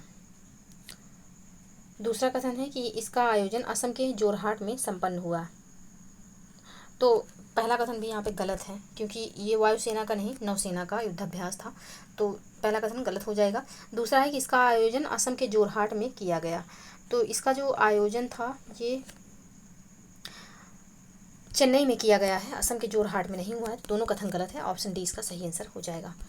जानते रहिएगा, इसका जो आयोजन हुआ है ये चेन्नई में हुआ है, तमिलनाडु के चेन्नई में, और इसका जो यानी कि ये जो युद्धाभ्यास होता है ये नौसेनाओं का युद्धाभ्यास है, ये वायुसेनाओं का नहीं है। तो दोनों कथन यहाँ पे गलत हो जाएंगे, ऑप्शन डी इसका सही आंसर होगा। करंट अफेयर को बहुत ध्यान से आप लोग आर के लिए पढ़िए, क्योंकि बहुत बारीक बारीक त्रुटि दिया रहता है क्वेश्चन में, और उसको हम देख नहीं पाते हैं और इस वजह से क्वेश्चन गलत हो जाता है। तो कोई भी पढ़िए करंट अफेयर की, कोई भी मैगजीन पढ़िए तो उसके साथ पेन जरूर लेकर बैठा करिए, पॉइंट आउट करते रहिए। नेक्स्ट है प्रश्न संख्या 124। अप्रैल 2025 में प्रसिद्ध भारतीय सैंड आर्टिस्ट सुदर्शन पटनायक को किस देश के प्रतिष्ठित फ्रेड डारिंगटन सैंड मास्टर पुरस्कार से सम्मानित किया गया है? तो इनको सम्मानित किया गया है यूके के सम्मान से, जो सम्मान है फ्रेड डारिंगटन सैंड मास्टर पुरस्कार। ऑप्शन डी यहाँ पे सही आंसर हो जाएगा। सुदर्शन पटनायक जो कि बालू से जो कलाकृतियाँ बनाई जाती हैं उसके लिए फेमस है, ऑप्शन डी यहाँ पे सही आंसर हो जाएगा। नेक्स्ट प्रश्न है, अप्रैल 2025 में किस भारतीय राज्य के प्रसिद्ध चपाता मिर्च को भौगोलिक संकेत यानी कि जीआई टैग प्रदान किया गया? तो जीआई टैग प्रदान किया गया है किसको? तो तेलंगाना का चपाता मिर्च है, ऑप्शन बी यहाँ पे सही आंसर हो जाएगा। चपाती रोटी नहीं, चपाता मिर्च है, ऑप्शन बी सही आंसर। नेक्स्ट प्रश्न है, अप्रैल 2025 में वैश्विक ऊर्जा परिदृश्य में बदलाव के अनुरूप व्यवसायों को तैयार करने तथा भविष्य में प्रासंगिक बनाने हेतु किस सार्वजनिक क्षेत्र की तेल कंपनी द्वारा प्रोजेक्ट स्प्रिंट प्रारंभ किया गया? तो प्रोजेक्ट स्प्रिंट जो प्रारंभ किया गया ये इंडियन ऑयल कॉरपोरेशन यानी कि IOCL कंपनी द्वारा प्रारंभ किया गया, ऑप्शन ए यहाँ पे सही आंसर होगा।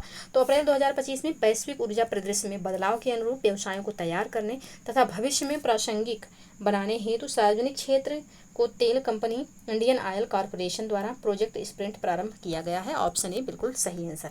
नेक्स्ट है, सूची 1 को सूची 2 से सुमेलित करना है। एक तरफ व्यक्ति है और दूसरी तरफ दिया हुआ है नियुक्ति। तो आलोक जोशी अध्यक्ष बने हैं NSB के। संजय जायसवाल तो ये अध्यक्ष बने हैं किसके? तो ये बने हैं अध्यक्ष प्राक्कलन समिति के, तो बी का हो जाएगा। दूसरा आशुतोष दीक्षित तो ये जो है प्रमुख बने हैं CISC के। और कमला प्रसाद विशेषर तो कमला प्रसाद विशेषर जो हैं ये प्रधानमंत्री त्रिनिदाद एवं टोबैको के बने हैं। तो इसका जो सही कोड हो जाएगा 1 2 3 4 हो जाएगा, ऑप्शन ए में है, ऑप्शन ए सही आंसर। नेक्स्ट प्रश्न है, अप्रैल 2025 में यूके की पत्रिका टाइम्स हायर एजुकेशन द्वारा एशिया यूनिवर्सिटी रैंकिंग 2025 जारी की गई। इस संबंध में निम्नलिखित कथनों पर विचार कीजिए। पहला है कि इसमें पेकिंग विश्वविद्यालय चीन को प्रथम स्थान प्राप्त हुआ है। दूसरा है कि भारतीय विज्ञान संस्थान बेंगलुरु शीर्ष 100 विश्वविद्यालयों की सूची में शामिल एकमात्र भारतीय संस्थान है। तो कौन सा कथन यहाँ पे सही है? तो यहाँ पे केवल दूसरा कथन सही है, पहला कथन सही नहीं है, ऑप्शन बी इसका सही आंसर हो जाएगा। तो अप्रैल 2025 में यूके की पत्रिका टाइम्स हायर एजुकेशन द्वारा एशिया यूनिवर्सिटी रैंकिंग 2025 जारी की गई। इस रैंकिंग में सिंघुआ विश्वविद्यालय चीन, याद रखिएगा कि पेकिंग यूनिवर्सिटी भले ना हो लेकिन जो दूसरा विद्यालय है वो चीन का ही है, जिसका नाम है सिंघुआ विश्वविद्यालय, इसने प्रथम स्थान प्राप्त किया है। तो यहाँ पे पेकिंग विश्वविद्यालय दिया, इस वजह से गलत हो जाएगा, सिर्फ दूसरा सही है, ऑप्शन बी सही आंसर। नेक्स्ट प्रश्न है, अप्रैल 2025 में जारी विश्व सैन्य प्रवृत्तियां रिपोर्ट 2024 के अनुसार सर्वाधिक सैन्य खर्च करने वाले देशों में भारत का स्थान क्या है? तो भारत का स्थान यहाँ पे जो है यह 5वां है। ऑप्शन डी इसका सही आंसर हो जाएगा। तो अप्रैल 2025 में जारी विश्व सैन्य प्रवृत्तियां रिपोर्ट 2024 के अनुसार सर्वाधिक सैन्य खर्च करने वाले देशों में भारत का 5वां स्थान रहा है। इस रिपोर्ट के अनुसार वर्ष 2024 में सर्वाधिक सैन्य खर्च करने वाला देश संयुक्त राज्य अमेरिका रहा है। तो ऑप्शन डी यहाँ पे सही आंसर हो जाएगा। नेक्स्ट प्रश्न है, अप्रैल 2025 में इसरो के पूर्व अध्यक्ष के कस्तूरीरंगन का निधन हो गया। इस संबंध में निम्नलिखित कथनों पर विचार कीजिए। पहला है कि वे राष्ट्रीय शिक्षा नीति NEP 2020 की ड्राफ्टिंग कमेटी के चेयरमैन थे। दूसरा है कि वे योजना आयोग के सदस्य रहे। तो कौन सा कथन यहाँ पे सही होगा? तो इसका जो सही आंसर हो जाएगा, दोनों कथन यहाँ पे सही है। ऑप्शन सी इसका सही आंसर हो जाएगा। तो अप्रैल 2025 में इसरो के पूर्व अध्यक्ष के कस्तूरीरंगन का निधन हो गया। इस संबंध में प्रश्नगत दिए हुए दोनों कथन यहाँ पे सही हैं। तो ऑप्शन सी सही आंसर। नेक्स्ट प्रश्न है, अप्रैल 2025 में टाईकॉन 2025 का आयोजन कैलिफोर्निया के सेंटा क्लारा कन्वेंशन सेंटर में किया गया। यह संबंधित है। तो यह किससे संबंधित है? तो यह प्रौद्योगिकी एवं उद्यमिता सम्मेलन से संबंधित है। ऑप्शन ए यहाँ पे सही आंसर हो जाएगा। नेक्स्ट प्रश्न है, अप्रैल 2025 में यूनेस्को द्वारा 11 देशों में 16 नए वैश्विक जियो पार्क्स नामित करने की घोषणा की गई। इस संबंध में निम्नलिखित कथनों पर विचार कीजिए। पहला है कि उत्तर कोरिया एवं सऊदी अरब वर्ष 2025 में पहली बार ग्लोबल जियो पार्क नेटवर्क में शामिल हुए हैं। दूसरा कथन है कि भारत में वर्ष 2025 में 2 यूनेस्को जियो पार्क घोषित किए गए हैं। कौन सा कथन यहाँ पे सही होगा? तो केवल पहला कथन सही है, दूसरा गलत है। तो ऑप्शन ए इसका सही आंसर हो जाएगा। तो उत्तर कोरिया एवं सऊदी अरब वर्ष 2025 में पहली बार ग्लोबल जियो पार्क नेटवर्क में शामिल हुए हैं। भारत में अभी तक कोई भी जो है यूनेस्को द्वारा जियो पार्क नहीं बनाया गया है। तो ऑप्शन ए इसका सही आंसर हो जाएगा। दूसरा कथन यहाँ पे गलत है, पहला सही है। नेक्स्ट प्रश्न है, हाल ही में भारतीय मसाला अनुसंधान द्वारा विकसित IISR सूर्या निम्नलिखित में से किसकी नई किस्म है? तो IISR सूर्या जो है ये किसकी किस्म है? तो ये हल्दी की किस्म है। याद रखिएगा, हल्दी बहुत ट्रेंडिंग चल रही थी अभी कुछ दिन पहले। तो ऑप्शन बी यहाँ पे सही आंसर हो जाएगा। IISR जो है IISR सूर्या क्या है? तो ये हल्दी की एक प्रजाति है। ऑप्शन बी सही आंसर। नेक्स्ट प्रश्न है, निम्नलिखित कथनों पर विचार कीजिए। साथ ही में आप लोग बताइएगा कि हल्दी बोर्ड कहाँ पे बनाया गया है। हल्दी बोर्ड, मखाना बोर्ड, इन सब के बारे में याद रखिएगा। निम्नलिखित कथनों पर विचार कीजिए। पहला है कि अप्रैल 2025 में उड़ीसा सरकार द्वारा सिमलीपाल उद्यान को आधिकारिक सूचना द्वारा राष्ट्रीय उद्यान घोषित किया गया। दूसरा है कि सिमलीपाल भारत का 107वां राष्ट्रीय उद्यान है। सत्य कथन चुनें। कौन सा कथन यहाँ पे सत्य है? तो दोनों कथन सत्य दिया हुआ है। ऑप्शन सी इसका सही आंसर, ऑप्शन सी इसका सही आंसर हो जाएगा। दोनों कथन यहाँ पे सही हैं। नेक्स्ट प्रश्न है, अप्रैल 2025 में निम्नलिखित देशों में से कौन सा एक नासा के साथ आर्टेमिस समझौते पर हस्ताक्षर करने वाला विश्व का 154वां देश बना है? तो 154वां देश कौन सा बन गया है? तो ये बन गया है बांग्लादेश। ऑप्शन सी यहाँ पे सही आंसर हो जाएगा। तो अप्रैल 2025 में बांग्लादेश नासा के साथ आर्टेमिस समझौते पर हस्ताक्षर करने वाला विश्व का 154वां देश बना है। यह समझौता खगोल पिंडों के सुरक्षित एवं टिकाऊ अन्वेषण हेतु दिशा निर्देश को निर्धारित करता है। ऑप्शन सी सही आंसर। नेक्स्ट प्रश्न है,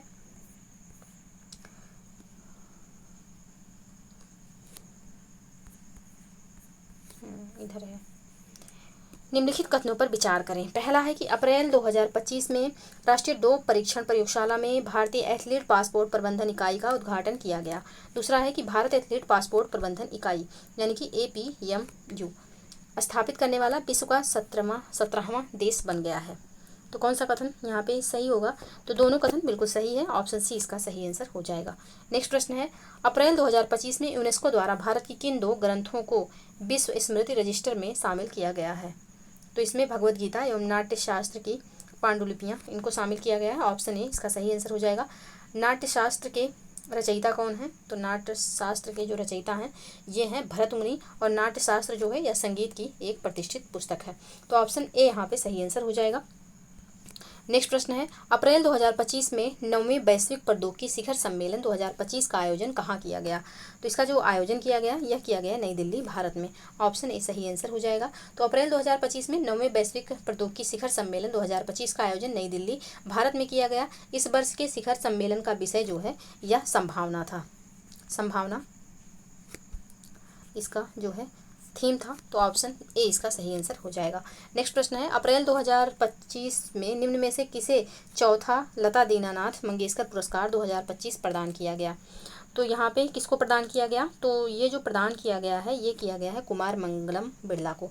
ऑप्शन ए यहाँ पे सही आंसर हो जाएगा। तो अप्रैल 2025 में कुमार मंगलम बिरला को चौथा लता दीनानाथ मंगेशकर पुरस्कार 2025 प्रदान किया गया। यह पुरस्कार किसी ऐसे व्यक्ति को प्रदान किया जाता है जिन्होंने संपूर्ण जीवन देश एवं समाज के लिए निस्वार्थ सेवा की हो। तो ऑप्शन ए सही आंसर हो जाएगा। नेक्स्ट प्रश्न है, 23वें विधि आयोग के संबंध में निम्नलिखित कथनों पर विचार करें। पहला है कि अप्रैल 2025 में सुप्रीम कोर्ट के पूर्व न्यायाधीश दिनेश माहेश्वरी को इसका अध्यक्ष नियुक्त किया गया, अध्यक्ष जो है नियुक्त किया गया। दूसरा है कि एम सी सीतलवाड़ प्रथम भारतीय विधि आयोग के अध्यक्ष थे। कौन सा इसका सही आंसर होगा? तो यहाँ पे दोनों कथन बिल्कुल सही दिया हुआ है, ऑप्शन सी इसका सही आंसर हो जाएगा। तो ये रहे जीएस के प्रश्न जो कि समाप्त हुए। अब स्टार्ट करेंगे हम हिंदी के 60 क्वेश्चन अब यहाँ पे सॉल्व करेंगे। पहला प्रश्न है कि विलोम युग्मों में से कौन सा एक बेमेल है? तो यहाँ पे हलाहल का जो विष दिया हुआ है ये दोनों समानार्थी हो गए। हलाहल का जो यहाँ पे होगा यह हो जाएगा अमृत या फिर सुधा।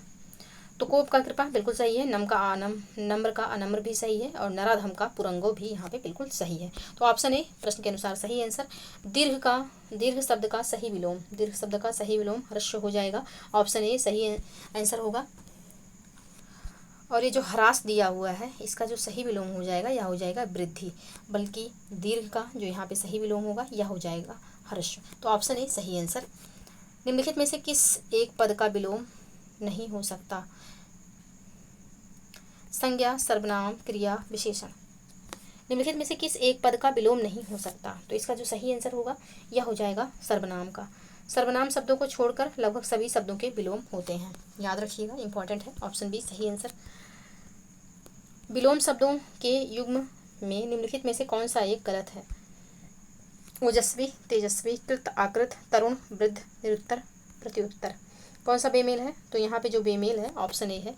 ओजस्वी का यहाँ पे निस्तेज होना चाहिए था, तेजस्वी नहीं, समानार्थी हो गया। तो ऑप्शन ए यहाँ पे सही आंसर हो जाएगा। नेक्स्ट प्रश्न है, निम्नलिखित विलोम में से कौन सा एक सही सुमेलित है?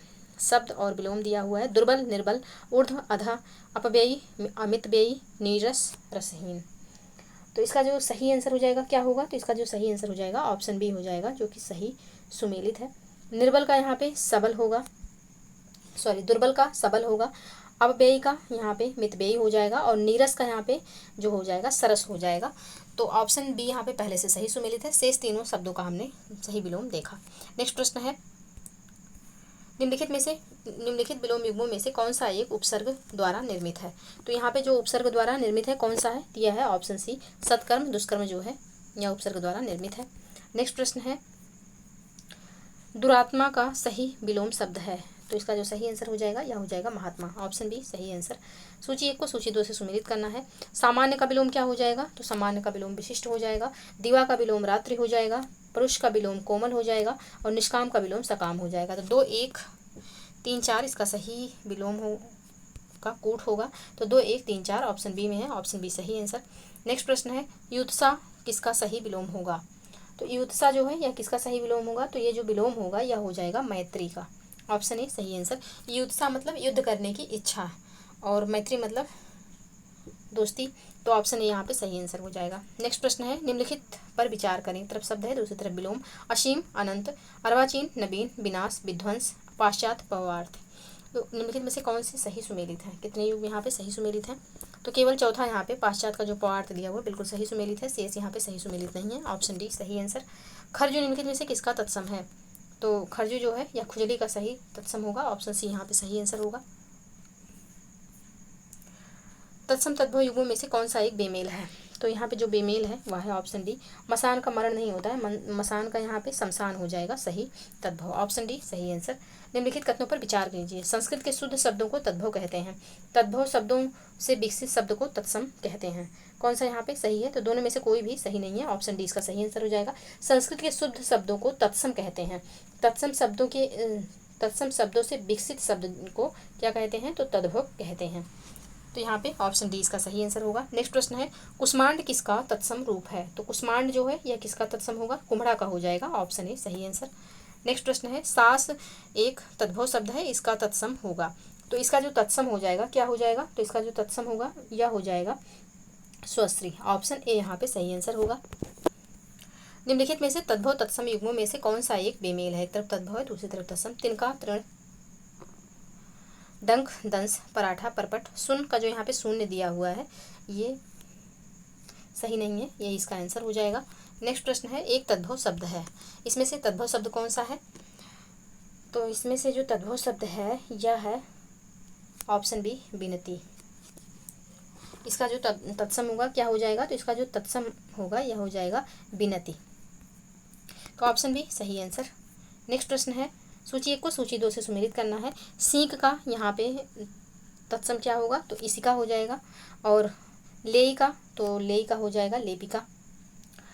भाला का हो जाएगा भल, और पेदा का हो जाएगा पिंड। तो इसका जो सही कूट होगा यह हो जाएगा 4 2 3 1।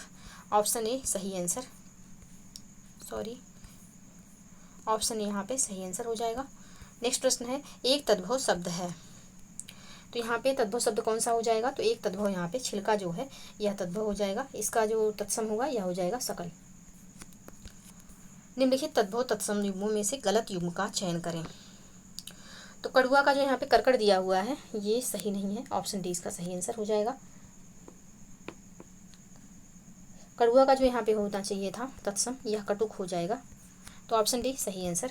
सूची 1 को सूची 2 से सुमेलित करिए। एक तरफ शब्द है, दूसरी तरफ पर्यायवाची। हिमालय का पर्यायवाची क्या हो जाएगा, तो नागराज, नगराज हो जाएगा हिमालय का पर्यायवाची। मोर का क्या हो जाएगा, तो मोर का हो जाएगा कलहप्रिया, बी का पहला। सागर का यहाँ पे सागर का कंपति हो जाएगा पर्यायवाची, और प्रगल्भ का दंभी हो जाएगा। तो इसका जो सही कूट होगा 2 1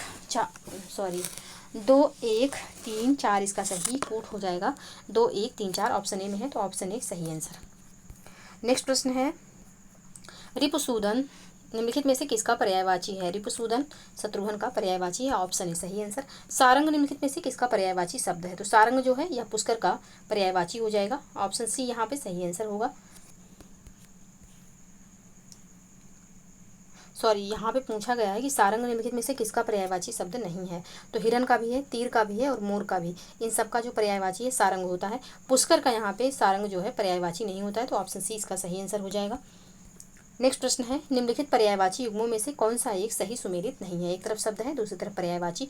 अस्म, पाहन, परशुराम, भृगुनंदन, मेढक, पौलंगम, ब्राह्मण, नराज। तो इसमें से कौन सा सही सुमेलित नहीं है। तो नराज जो है यह बाण का पर्यायवाची है, ब्राह्मण का नहीं। तो ऑप्शन डी यहाँ पे सही आंसर हो जाएगा। नेक्स्ट प्रश्न है, निम्नलिखित पर्यायवाची युग्मों में से कौन सा एक सही सुमेलित है। शब्द है और पर्यायवाची। सुंदरी, वारांगना, कमल, पद्मा, गंगा, त्रिपथगा, मैना, कलापी। तो यहाँ पे इसका जो सही आंसर हो जाएगा ऑप्शन सी हो जाएगा। गंगा का पर्यायवाची त्रिपथगा होता है। सुंदरी जो है, तो ऑप्शन सी इसका सही आंसर होगा। बाकी मैना का जो यहाँ पे कलापी दिया हुआ है, तो कलापी जो है मोर का पर्यायवाची होता है। तो ऑप्शन सी सही आंसर। नेक्स्ट प्रश्न है, कुंजरासर निम्नलिखित में से किसका पर्यायवाची है। तो ये केला का पर्यायवाची है। ऑप्शन ए सही आंसर। निम्नलिखित में से कौन सा एक चंद्रमा का पर्यायवाची नहीं है। द्विजराज, उडुपी, शशिधर, मृगांक। तो इसमें से शशिधर जो है या भगवान शिव का पर्यायवाची है, ये चंद्रमा का पर्यायवाची नहीं है। तो ऑप्शन सी सही आंसर हो जाएगा। बाकी द्विजराज, उडुपी और मृगांक ये तीनों चंद्रमा के पर्यायवाची हैं। नेक्स्ट प्रश्न है, भार्गवी, पद्मा, इंदिरा इत्यादि किसके पर्यायवाची शब्द हैं। तो ये जो है लक्ष्मी के पर्यायवाची हो जाएंगे। ऑप्शन ए यहाँ पे सही आंसर। नेक्स्ट प्रश्न है, श्यामा निम्नलिखित में से किसका पर्यायवाची नहीं है। तो ये जो है किसका पर्यायवाची नहीं, तो गाय का पर्यायवाची श्यामा नहीं होता है। बाकी द्रौपदी, कोयल, यमुना का पर्यायवाची श्यामा होता है। तो ऑप्शन बी सही आंसर। निम्नलिखित में से कौन सा झंडा का पर्यायवाची नहीं है। केतु, केतन, बैजंती, अनृत। तो अनृत जो है या झूठ का पर्यायवाची है, झंडा का नहीं। तो ऑप्शन डी इसका सही आंसर हो जाएगा। नेक्स्ट प्रश्न है, निम्नलिखित में से कौन सा एक अशुद्ध है। तो इसमें से अशुद्ध शब्द जो हो जाएगा यह हो जाएगा ताजमहल की सौंदर्य अनुपम है। इसका जो शुद्ध रूप होगा यह हो जाएगा कि ताजमहल का सौंदर्य अनुपम है। तो ऑप्शन सी यहाँ पे सही आंसर होगा। शेष तीनों वाक्य बिल्कुल शुद्ध हैं। एक अशुद्ध वाक्य है, कौन सा वाक्य यहाँ पे अशुद्ध है। तो यह भाग्यवान स्त्री हैं, यह यहाँ पे अशुद्ध है। इसका जो शुद्ध रूप होगा यह सौभाग्यवती हैं, यह इसका शुद्ध रूप हो जाएगा। तो ऑप्शन सी सही आंसर। शेष तीनों वाक्य जो हैं बिल्कुल शुद्ध रूप में लिखे हुए हैं। शुद्ध वाक्य का चयन करें। कौन सा वाक्य यहाँ पे शुद्ध है। तो यहाँ पे दिए गए जो तीनों वाक्य हैं कि घड़े का ठंडा पानी पिलाइए, शिकारी ने गोली चलाई पर शेर बच निकला, कृष्ण पीताम्बरधारी थे, तीनों वाक्य बिल्कुल शुद्ध है। ऑप्शन डी सही आंसर। निम्नलिखित में से किसकी वर्तनी अशुद्ध है? तो यहाँ पे जो वर्तनी है किसकी अशुद्ध है? तो ऑप्शन ए श्रीमती जो लिखा हुआ है इसकी वर्तनी अशुद्ध है। श्रीमती इस तरीके से लिखा जाएगा। ऑप्शन ए सही आंसर। बाकी तीनों शब्दों के जो वर्तनी है बिल्कुल शुद्ध रूप में है। नेक्स्ट प्रश्न है अशुद्ध वर्तनी वाला शब्द, शुद्ध वर्तनी वाला शब्द। तो अनुगृहीत हो जाएगा शुद्ध वर्तनी वाला शब्द, जो कि ऑप्शन डी में लिखा हुआ है, अनुगृहीत। निम्नलिखित में से अशुद्ध वाक्य का चयन करें। अशुद्ध वाक्य कौन सा वाक्य यहाँ पे अशुद्ध है? तो कई रेलवे कर्मचारियों की गिरफ्तारी हुई, ये वाक्य यहाँ पे अशुद्ध है। इसका शुद्ध रूप होगा रेलवे के कई कर्मचारियों की गिरफ्तारी हुई। तो ऑप्शन डी सही आंसर। शेष तीनों वाक्य जो हैं बिल्कुल शुद्ध रूप में लिखे हुए हैं। नेक्स्ट प्रश्न है निम्नलिखित में से किसकी वर्तनी अशुद्ध है? समुज्ज्वल, वैमनस्य, तदुपरांत, टिप्पणी। तो टिप्पणी की वर्तनी यहाँ पे अशुद्ध है। इसका जो शुद्ध रूप होगा यहाँ पे बड़ी की मात्रा टिप्पणी इस तरीके से लिखी जाएगी। तो ऑप्शन डी यहाँ पे सही आंसर हो जाएगा। नेक्स्ट प्रश्न है अशुद्ध वर्तनी वाला शब्द है। तो अशुद्ध वर्तनी वाला शब्द यहाँ पे कौन सा है? तो ये प्राणीबिंद जो लिखा हुआ है ये अशुद्ध है। प्राणीबिंद होता है, प्राणीवृंद इस तरीके से लिखा जाता है। तो ऑप्शन डी सही आंसर। शेष तीनों शब्द जो हैं यह बिल्कुल शुद्ध हैं। सही वर्तनी वाला शब्द है, सही वर्तनी वाला शब्द है महात्म्य हो जाएगा। Option B. खैर आयोग जो मानेगा उसी के हिसाब से सही होगा। ये क्वेश्चन जो है ये सी साइड के पेपर में आया था, यूपी पीसीएस, और ये विवादित क्वेश्चन बना था सी साइड के लिए। ऑप्शन बी यहाँ पे सही आंसर हो जाएगा। नेक्स्ट प्रश्न है मैं अपनी बात का स्पष्टीकरण करने के लिए तैयार हूँ, वाक्य का शुद्ध रूप होगा। तो यहाँ पे स्पष्टीकरण के साथ कभी भी करने का प्रयोग नहीं होगा, करना या फिर करने का प्रयोग नहीं, स्पष्टीकरण दिया जाता है। तो इसका जो शुद्ध रूप हो जाएगा यह हो जाएगा कि मैं अपने बात के स्पष्टीकरण के लिए तैयार हूँ। ऑप्शन ए यहाँ पे सही आंसर हो जाएगा। नेक्स्ट प्रश्न है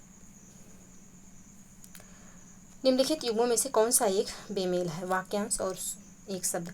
फूलों का मधु, मकरंद, भय उत्पन्न करने वाला, भयाकुल, भली भांति पोषित, परिपुष्ट, जैसा उचित हो, यथोचित। तो इसका जो सही आंसर हो जाएगा यह हो जाएगा ऑप्शन बी। भय उत्पन्न करने वाला भयाकुल नहीं होता है, भयानक होता है। और भय से घबराया हुआ या भय से आकुल तो उसको भयाकुल कह सकते हैं। तो ऑप्शन बी यहाँ पे सही आंसर हो जाएगा। वह काव्य जिसका अभिनय किया जाए। वाक्यांश हेतु एक शब्द तो रूपक हो जाएगा। ऑप्शन बी सही आंसर। और गद्य और पद्य से मिश्रित जो रचनाएं होती हैं उन्हें क्या कहा जाता है? तो चंपू कहा जाता है। तो यहाँ पे इस प्रश्न का जो सही आंसर हो जाएगा ऑप्शन बी हो जाएगा। नेक्स्ट प्रश्न है अहम मन्यता शब्द हेतु उपयुक्त वाक्यांश है। तो ये हो जाएगा अहंकार पूर्वक अपने को सबसे बढ़कर समझना। ऑप्शन बी सही आंसर। नेक्स्ट है निम्नलिखित युग्मों में से कौन सा एक सही सुमेलित नहीं है? वाक्यांश और शब्द दिया हुआ है। समान उदर से उत्पन्न होने वाला सहोदर, लौट कर आया हुआ आगत, जो शास्त्र जानता हो शस्त्रज्ञ, शक्ति के अनुसार यथाशक्ति। तो इसका जो सही आंसर हो जाएगा क्या हो जाएगा? तो ये हो जाएगा ऑप्शन बी लौट कर आया हुआ आगत। लौट कर आया हुआ प्रत्यागत कहलाता है, आगत नहीं। तो ऑप्शन बी सही आंसर हो जाएगा। नेक्स्ट प्रश्न है सदाभाव किस एक के लिए सही शब्द है? तो सदाभाव किस एक के लिए? तो सदा रहने वाला सदाभाव हो जाएगा। ऑप्शन ए यहाँ पे सही आंसर होगा। नेक्स्ट प्रश्न है ऊपर की ओर जाने वाला वाक्यांश के लिए एक शब्द। ऊपर की ओर जाने वाला ऊर्ध्वगामी होगा। ऑप्शन ए यहाँ पे सही आंसर हो जाएगा। सूची 1 को सूची 2 से सुमेलित करिए। एक तरफ वाक्यांश, दूसरी तरफ एक शब्द। भला या हित चाहने वाला क्या होगा? तो भला या हित चाहने वाला हितैषी हो जाएगा। मरते दम तक तो आमरण। जो कहा गया है कथित। जो मद्यपान करने का आदि हो, मद्यप। 1 2 3 4 सही इसका कूट होगा। ऑप्शन ए सही आंसर। नेक्स्ट प्रश्न है वह तांत्रिक जो अपने हाथ में खोपड़ी लिए रहता है क्या कहलाता है? तो कापालिक कहलाएगा। ऑप्शन ए यहाँ पे सही आंसर होगा। वृथा समय शब्द हेतु उचित वाक्यांश है। तो इसके लिए जो उचित वाक्यांश हो जाएगा काम के लिए अनुपयुक्त समय। ऑप्शन ए यहाँ पे सही आंसर हो जाएगा। नेक्स्ट प्रश्न है जिसका विवाह ना हुआ हो, अप्रणीत होगा एक शब्द सही। ऑप्शन ए इसका सही आंसर हो जाएगा। आपका पत्र मिला इस वाक्य में प्रयुक्त विशेषण है। तो यहाँ पे जो विशेषण है क्या हो जाएगा? तो ये विशेषण है सार्वनामिक विशेषण। ऑप्शन ए यहाँ पे सही आंसर होगा। निम्नलिखित में से कौन सा एक विशेषण नहीं है? मनस्वी, चाक्षुष, काम में विपत्ति। तो यहाँ पे विपत्ति जो है यह विशेषण नहीं है, विशेष्य है। ऑप्शन डी सही आंसर। निम्नलिखित युग्मों में से कौन सा एक बेमेल है? तृतीय श्रेणी क्रमवाचक विशेषण, कुछ लोग अनिश्चित संख्यावाचक विशेषण, दो दो प्रत्येकवाचक विशेषण, थोड़ा सा आटा निश्चित परिमाणवाचक विशेषण। तो ऑप्शन डी यहाँ पे जो दिया हुआ है थोड़ा सा आटा, ये अनिश्चित परिमाणवाचक विशेषण होगा। तो ऑप्शन डी यहाँ पे सही आंसर हो जाएगा। शेष तीनों युग्म बिल्कुल सही सुमेलित हैं। किसी विशेषण की विशेषता बताने वाला शब्द कहलाता है, तो ये कहलाता है प्रविशेषण।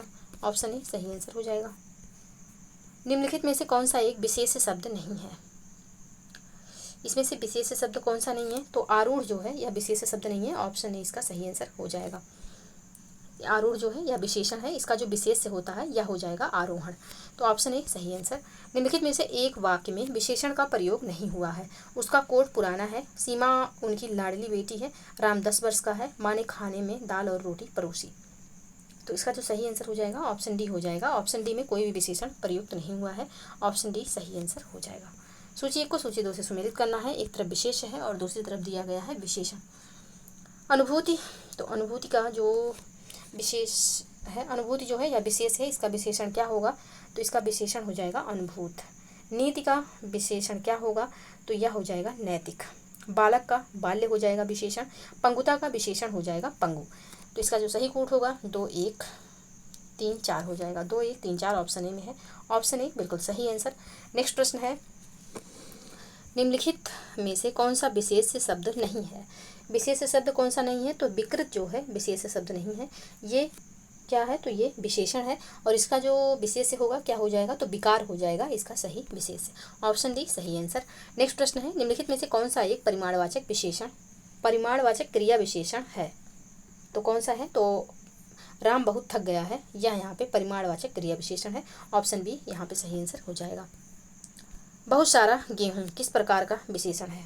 तो बहुत सारा गेहूँ जो है अनिश्चित परिमाणवाचक विशेषण हो जाएगा। ऑप्शन डी सही आंसर। तो ये रहा 200 क्वेश्चन जिनको हमने सॉल्व कर लिया। आई होप कि आप लोगों को वीडियो पसंद आए। प्लीज़ वीडियो पसंद आए तो लाइक एवं शेयर जरूर करिएगा। चैनल पे यदि नए हैं तो चैनल को प्लीज़ सब्सक्राइब कर लीजिए। और अब ज़्यादा बोलने की हिम्मत नहीं बची। आज के लिए बस इतना ही। जय हिंद, जय भारत।